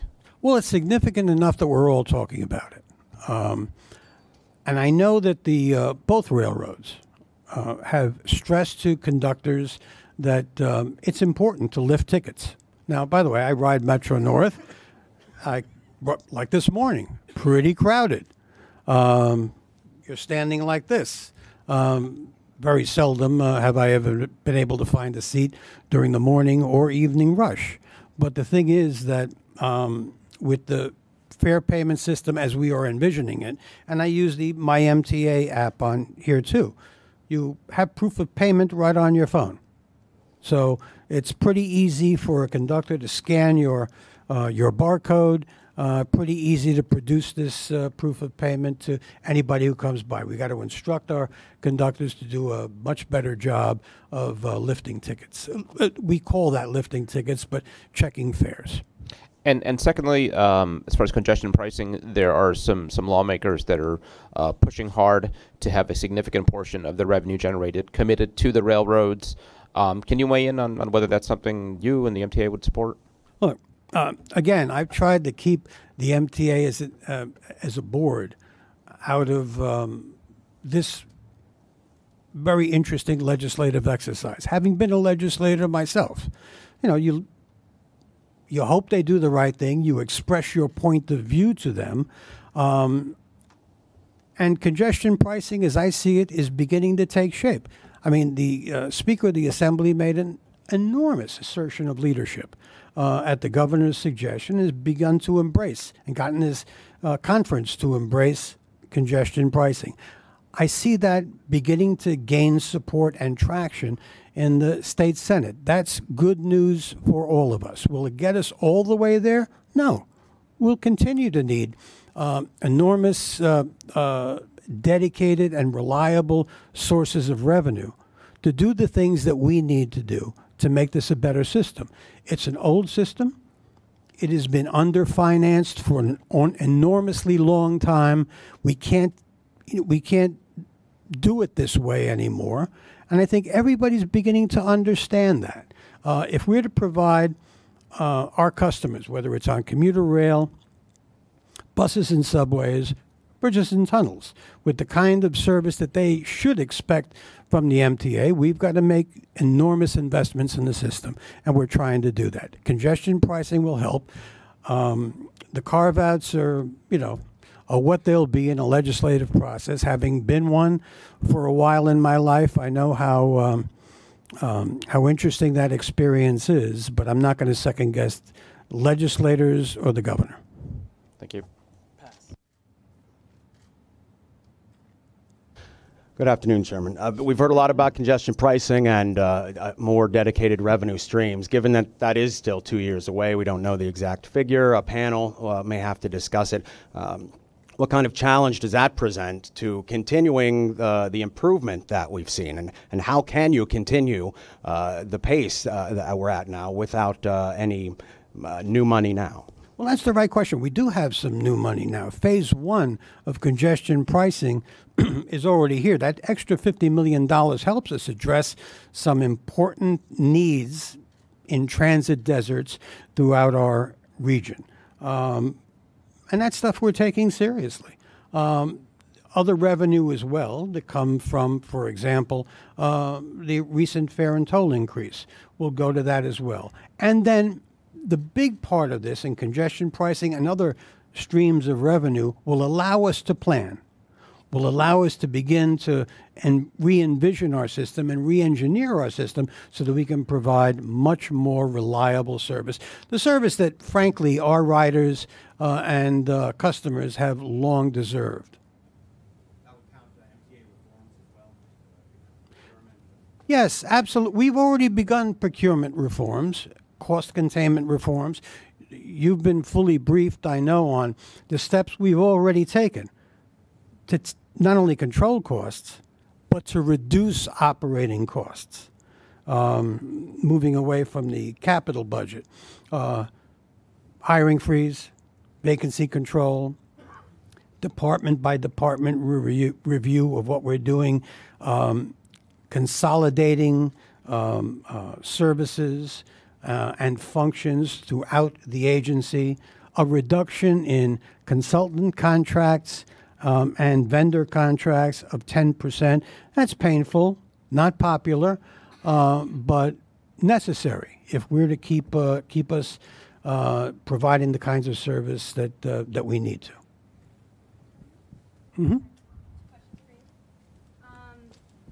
done, Greg? Yes, go ahead. Okay, thanks. Pardon me.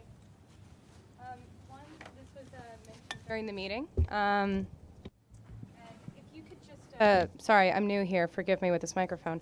Me too. What is, can you reiterate this response to the criticism that you received for the consultant that's been hired for the L train, saying that it's not necessary and it's a drain on taxpayer resources?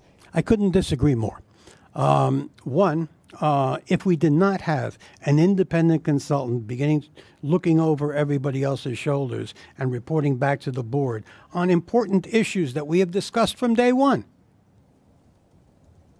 transition to and readiness to transition to revenue service, safety, debris disposal, and all the other things that we've already outlined, then the board would correctly say, and the public would correctly say, we're being negligent.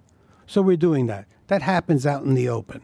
That's a commitment we've made, and anybody thinks we don't need it, I think that's a big mistake.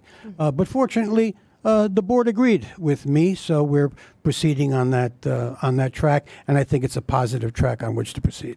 Okay, and next question. There's these air quality testers at the L train stations to monitor dust and silica levels during construction. There's supposed to be live updates, but that's not happening. When are we going to get access to that, or when will that begin? I'll speak with Jano. Jano here?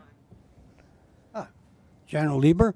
I'll ask him to make that available. I mean, we talked about that as well at one of our committees, and we're vitally concerned with it. We want to see what those levels are. I mean, we've gotten, in spite of the reports of dust, because there's a 100-year tunnel, housekeeping isn't in there every day. So you can imagine the levels of dust that are in there. But there's all kinds of dust. There's the unpleasant, nasty dust that'll get on your clothes and irritate your eyes. And there's silica dust. Mm-hmm. We're taking silica dust very seriously, and that's the result of demolition of concrete. Mm-hmm. We're not doing a lot of that, but we're monitoring it. And in fact, the last monitoring we took produced a level that was 1/5.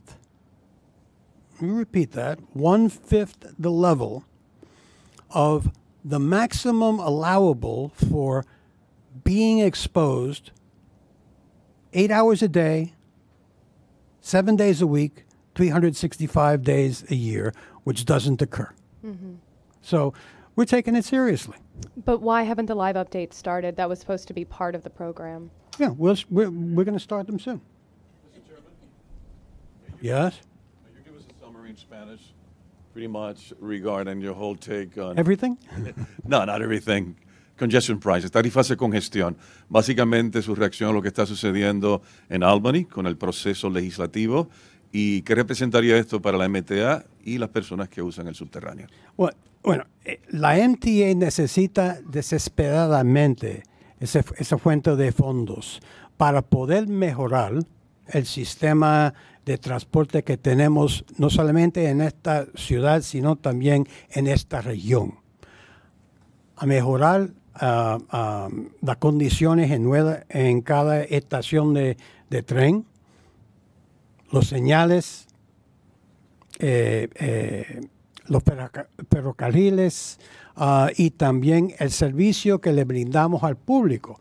Por eso necesitamos esa acción de parte de la legislatura estatal y del gobernador y agradecemos su acción y su cooperación en este asunto. Usted dijo que pueden planificar una vez se decidan cuántos serán los fondos y esto supuestamente ocurriría en 2 años. ¿Nos puede decir exactamente qué tipo de planificación les permite eso una vez se aprueben los fondos? Bueno, si estamos diseñando un sistema efectiva, hay que planificar la compra de ascensores, la compra y el diseño de estaciones, de los carros, de cada pieza de equipo que tenemos y que vamos a necesitar para poder brindarle el servicio que necesitamos en este sistema. Mr. Chairman, Can you tell me, when did the No, MTA... it's Señor Presidente. Señor Presidente. Señor, when did the MTA change its plan from hiring a third party to review the new plan to just having the third party review the safety of the new plan? And I heard what you said today, but on January 15th, you also said, I've stated a number of times that the third party will be engaged to report the board and report to all of us what the best path forward is. That's very different than just monitoring the safety of the work in the... No, that's the fragment you would like to focus on. The entire context of that was looking at the safety plan and the operations plan, and if there are some issues with that, to recommend the best path forward. It was never, ever a comparison between Plan A and Plan B. Just to correct your representation. And just a quick follow-up on Malaysia Goodson. Did you, sir, or Mr. Byford reach out to the family personally to offer your condolences? And if not, who or did anyone from the MTA do this? No, I did not, and to my knowledge, Mr. Byford did not, but he could, Andy, I don't think he did. And I regret that. I think it's generally customary that police officials do that, but look, let me cut to the chase. Sorry that it didn't happen. That's regrettable, and certainly want to express our condolences to the Goodson family, as we did, by the way, at the time of in public, at the time of the incident, because what happened here was enormously tragic, and we feel for their loss. We feel for their family. Mr. Chairman.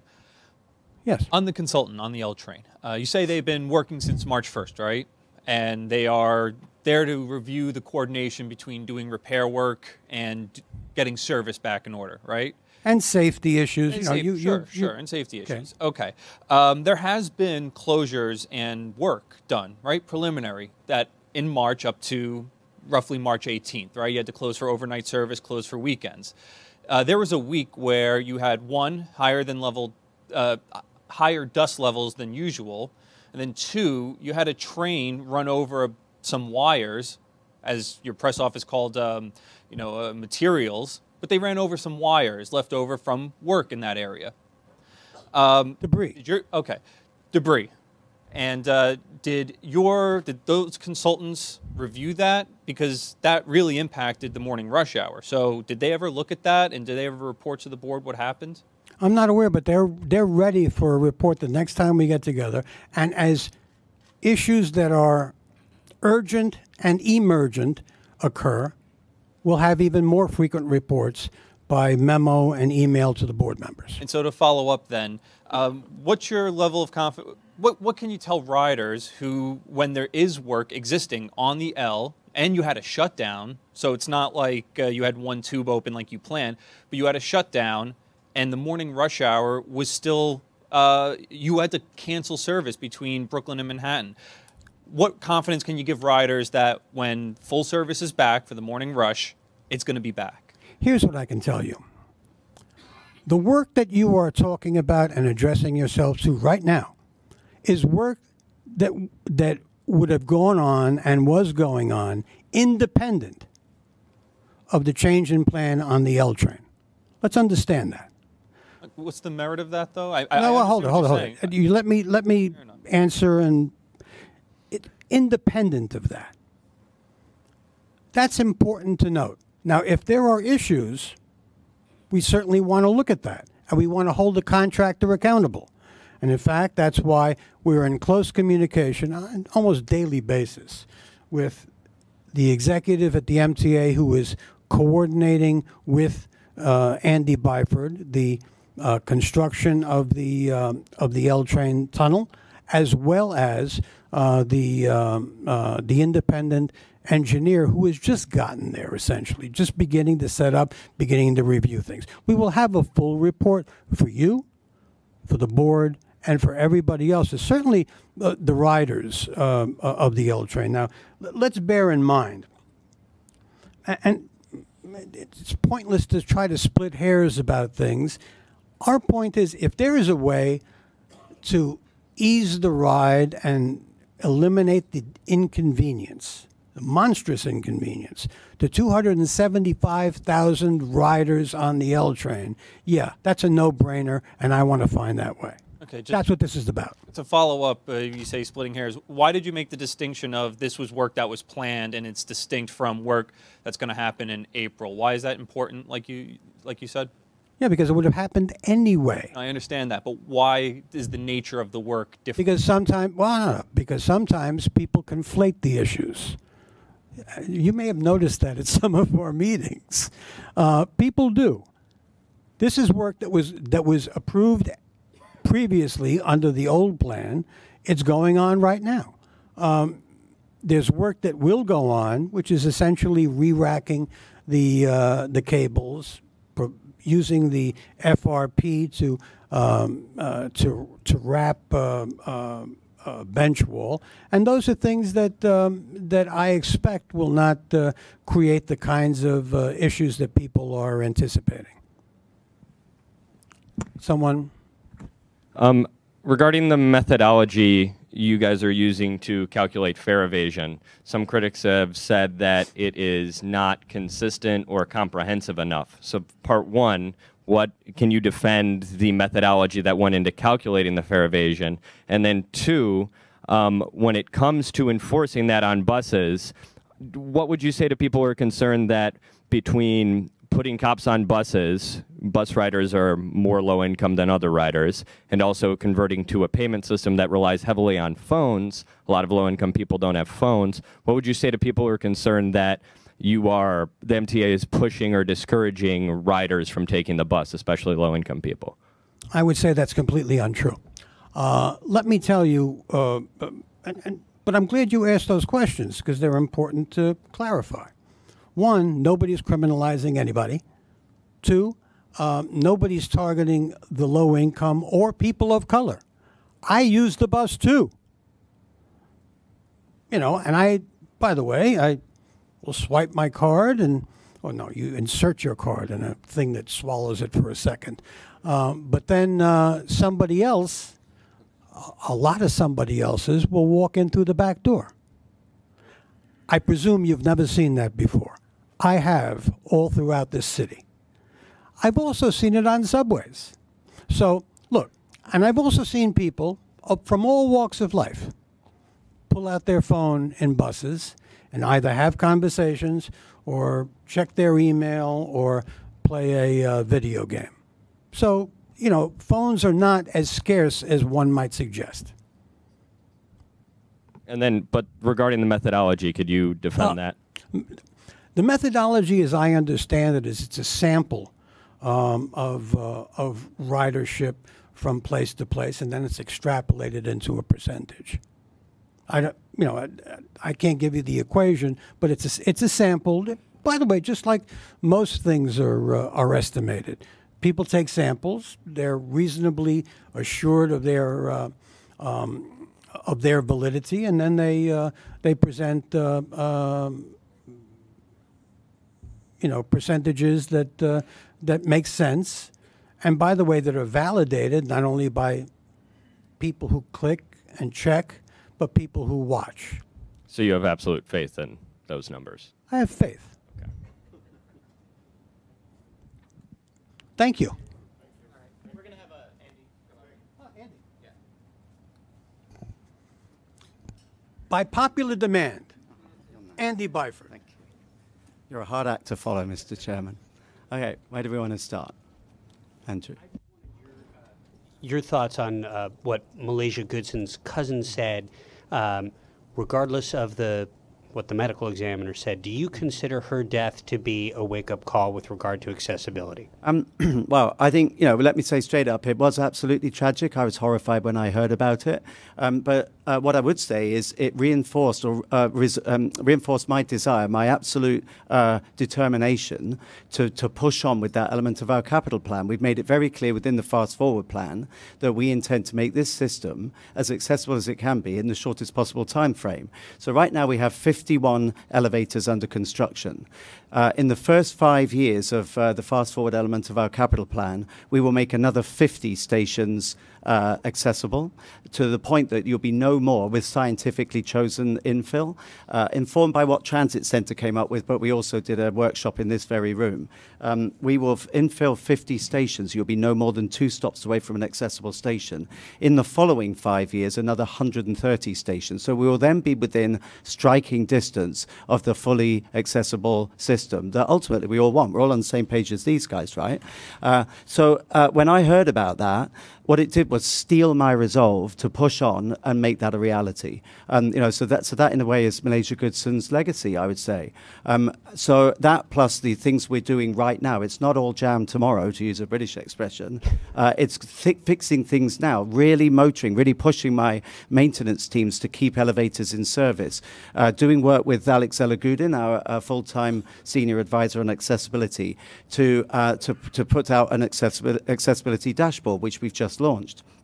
Pushing on with the group station managers, we heard it earlier on that some of the elevators have been in a disgusting state. So we're doing something about that. The new group station managers have janitors assigned to them by group now, and one of their mandates is go and press the button, see if the elevator's working, and also make sure that that elevator is clean. Give it a clean as regularly as it needs it. So we're taking action now. We have 51 stations under construction now. There'll be another 50 stations in the next 5 years. To make that achievable goal of no more than 2 stations away. So we're deadly serious about it, and that, I would say, is the legacy. Andy, if you could just react to the Bombardier question I asked before. You had said in January they weren't making a case to win future rail car contracts. Now the cars are being delivered again. How is that contract going? Are they making more of a case now? Okay. So, I've got to be a little judicious with my words, because at the end of the day, this is contractual. But the good news is, you already know this, we have turned the production line on again, where we had stopped Bombardier from delivery. They are now re-delivering, so that's good. And we have something like 168 units in service. So we've just passed the halfway mark of the contract. So I'm pleased about that. All I'll say is certainly the more they now deliver and the more the units work straight out of the box, in other words, the time between arriving on property and the testing process and getting them out on the road, and the fewer the defects when they turn up, the stronger case they make in the future. That's all I'll say on that. And if I can just follow up with one more topic. I know that CRC was qualified last year to bid on New York City Transit contracts. There's been some discussion about whether there could be potential use of the vehicles to conduct electronic spying. That said, a bunch of other agencies, including SEPTA, have taken contracts with them. What are your thoughts? Can you walk us through? Is this something that you've looked at? Is that even possible to do from a technical perspective? All I'm going to say, because again, I can't play out a contractual issue in public, all I'll say is I'm always interested in new products. I'm definitely interested in a wide playing field of suppliers. I don't want to be bound to 1 or even 2 suppliers. It's good to have a competitive field. Ultimately, may the best product for the best price and the best time frame win. Emma. I have to ask, since it came up at the board meeting, did you have a recommendation for a consultant on the L train that would have cost $300,000?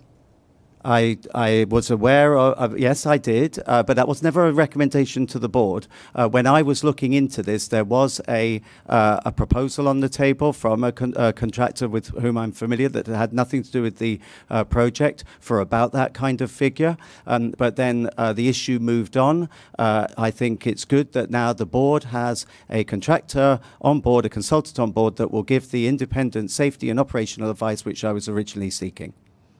Dana. With all the congestion pricing discussion seems to have moved on to the issue of carve-outs. Are you at all concerned that carve-outs will sort of undermine the very point of congestion pricing? No, at the end of the day, I've got quite enough on my plate running the transit system, so I'm leaving the mechanics of the decision making up in Albany to the legislators. That's what they will do. I've been crystal clear from day one that what we need is sustainable, sustained, affordable, predictable funding. We need it in large measure. So I get the point that the more it gets whittled down, the less there is of it. Congestion pricing, if passed, will be a huge leap forward for this organization. consideration in terms of addressing the overall capital plan and all the constituent parts of it. But in itself, it's great, but we also need other sustainable revenue streams. So I'm glad to hear that there are other options being looked at. We need billions to turn this system around and to modernize it, and I think it's within our grasp now of achieving that. Yeah, Andy, I'm hoping you could address Clayton's question about the fare evasion methodology. Sure. It seems like there's got to be a better way to measure fare evasion, either through sensors at the doors of buses or the weight of buses, because it seems to me like you all don't have a way to measure ridership separate from fare box revenue, and I'm wondering if you're working on that. Yes, we are. It's the simple answer. So the methodology that we currently use is not dissimilar to that which I'm familiar elsewhere, in that you do a sample and then you extrapolate, as the chairman said, you extrapolate that up to work out what the percentage of fare evasion is. In my experience, it's normally underplayed rather than overplayed. In other words, it's conservative, small c, rather than excessive. So what you do is you sample we use what are called traffic checkers. They go out and they observe what goes on, and you observe what is the prevailing level of fare evasion on different routes across the whole system, and then you can make an extrapolation. You can figure out what it is. But clearly, that is not. I suppose the only point to make was that you can't have traffic checkers on every bus every hour of the day. So that what you said about counters is exactly what we're doing. It's called APCs, automatic passenger counters. So they are effectively located above the door. So it's like a threshold system that counts people on and counts people off. So not only does that give you really good granular data about what the prevailing ridership is, you actually also know origin and destination data. But you get a very accurate picture of what the ridership is. So and in the future, we will be able to contrast the APC data with the number of taps on the readers, which will be fitted. So we'll be able to tell what's the difference between the number of people who got onto the bus on and off, and what was the average number of taps, i.e. the revenue, and you'll be able to have a very accurate figure. And so that's all coming together. Any new buses now come fitted with APCs, and we're about to fit the readers, the Omni readers onto the buses on Staten Island on the express routes, and also from Grand Central down to Atlantic Barclay Centre as a 16-station trial. So we will soon have even better granular data. Just to follow up on that. Could you, is it possible, I know there's a lot of talk about fare evaders, they were called deadbeats and freeloaders this week. Is it quite possible it's just very difficult to pay on the bus, especially for students who are in a rush or elderly people who can't get to the front? They don't have exact change. There's no way to re-up their cards. Is focusing on evaders really going to solve the issue? Well, I think the impression given is that we're only focusing on evaders. That's simply not the case. As you know, one full quarter of Fast Forward is devoted to improving the bus service in this city. So we have done what's effectively a bus plan, and that was very well welcomed by the Bus Turnaround Coalition, by Transit Centre, by all sorts of advocacy groups. Very much welcomed the fact that we are not messing around. We have a dynamic plan, a very comprehensive plan, more bus lanes, traffic signal priority, better policing of bus lanes, towing. That's my focus, a positive focus. But I don't see these two things as binary. It's not either fare evasion or improve the bus network. Absolutely. The majority of our time is focused on improving the bus network. Take a look outside. That used to be every night an absolute embarrassing bus jam into the Hugh L. Carey tunnel. Not anymore, because we've worked with the state police and DOT to unblock it. And the bus times are improved as a result of that. But it's not binary. I just don't think it's right to let over $250 million of revenue, which could go into putting in elevators, improving service, myriad other things, improve cleanliness. We can't just ignore that. But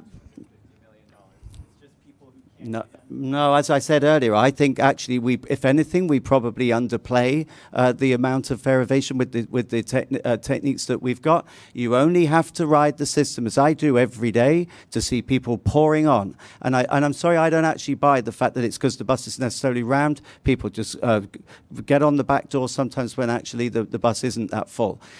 Just to comment on the policing of that, I would love it if no one was found guilty of fare evasion. If what we do, by what we're talking about on stations and potentially on buses as well, by positioning staff, maybe police officers, as a deterrent, means that people then don't chance it and don't evade the fare, fantastic. Job done, right? Because then no one gets criminalized. We don't want that. All we want, because it's fair to the majority, we want people to pay their fare. We heard that loud and clear at the fare hearings. People said, I'm fed up with this. I pay my fare. Why shouldn't other people?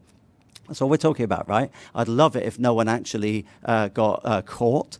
I would rather just the deterrent and the cameras and everything else that we're talking about actually meant that everyone pays their way, which is the fair thing to do.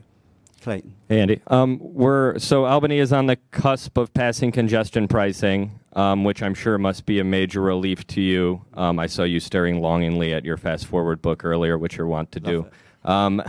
So one, how are you feeling emotionally considering that it's going to pass? And two, how has navigating the political minefield of New York City and state over the past year and change compared to your experiences in other cities? Sure. I wouldn't say I'm a particularly emotional person. But I am excited. I'm very, very excited about the fact that I think we're on the cusp of something fantastic here. I think that in addition to all the work we've done to improve the service as is, in terms of getting the buses through traffic, the various things we've done, the progress we're making on accessibility, the improvements we've made on the subway in terms of driving up performance and punctuality and cutting out delays, more to do on that. The real prize here is to not just have the as-is system working well. It's to transform the network. It's to give New York a system that's on a par with Hong Kong, Singapore, London, the world-class systems, right? And for that, you need sustainable, substantial funding. So I'm pretty excited about that. That's about as emotional as I get. I'm very excited about it. I think we have the right plan. We've got the right team. The only thing's missing now, we've got to have the funding. We need the patience of New Yorkers while we do it. And we've got to have enduring political backing. The political scene, it's not particularly dissimilar to what I faced elsewhere. I've been around a bit. This is my 30th year in transit. In October, I'll hit the 30-year mark. So, I'm used to the hard knocks of London, of Sydney, of Toronto, and now here. I'm loving every minute of it. Thanks, everybody. There you go. A bit of emotion for you at the end.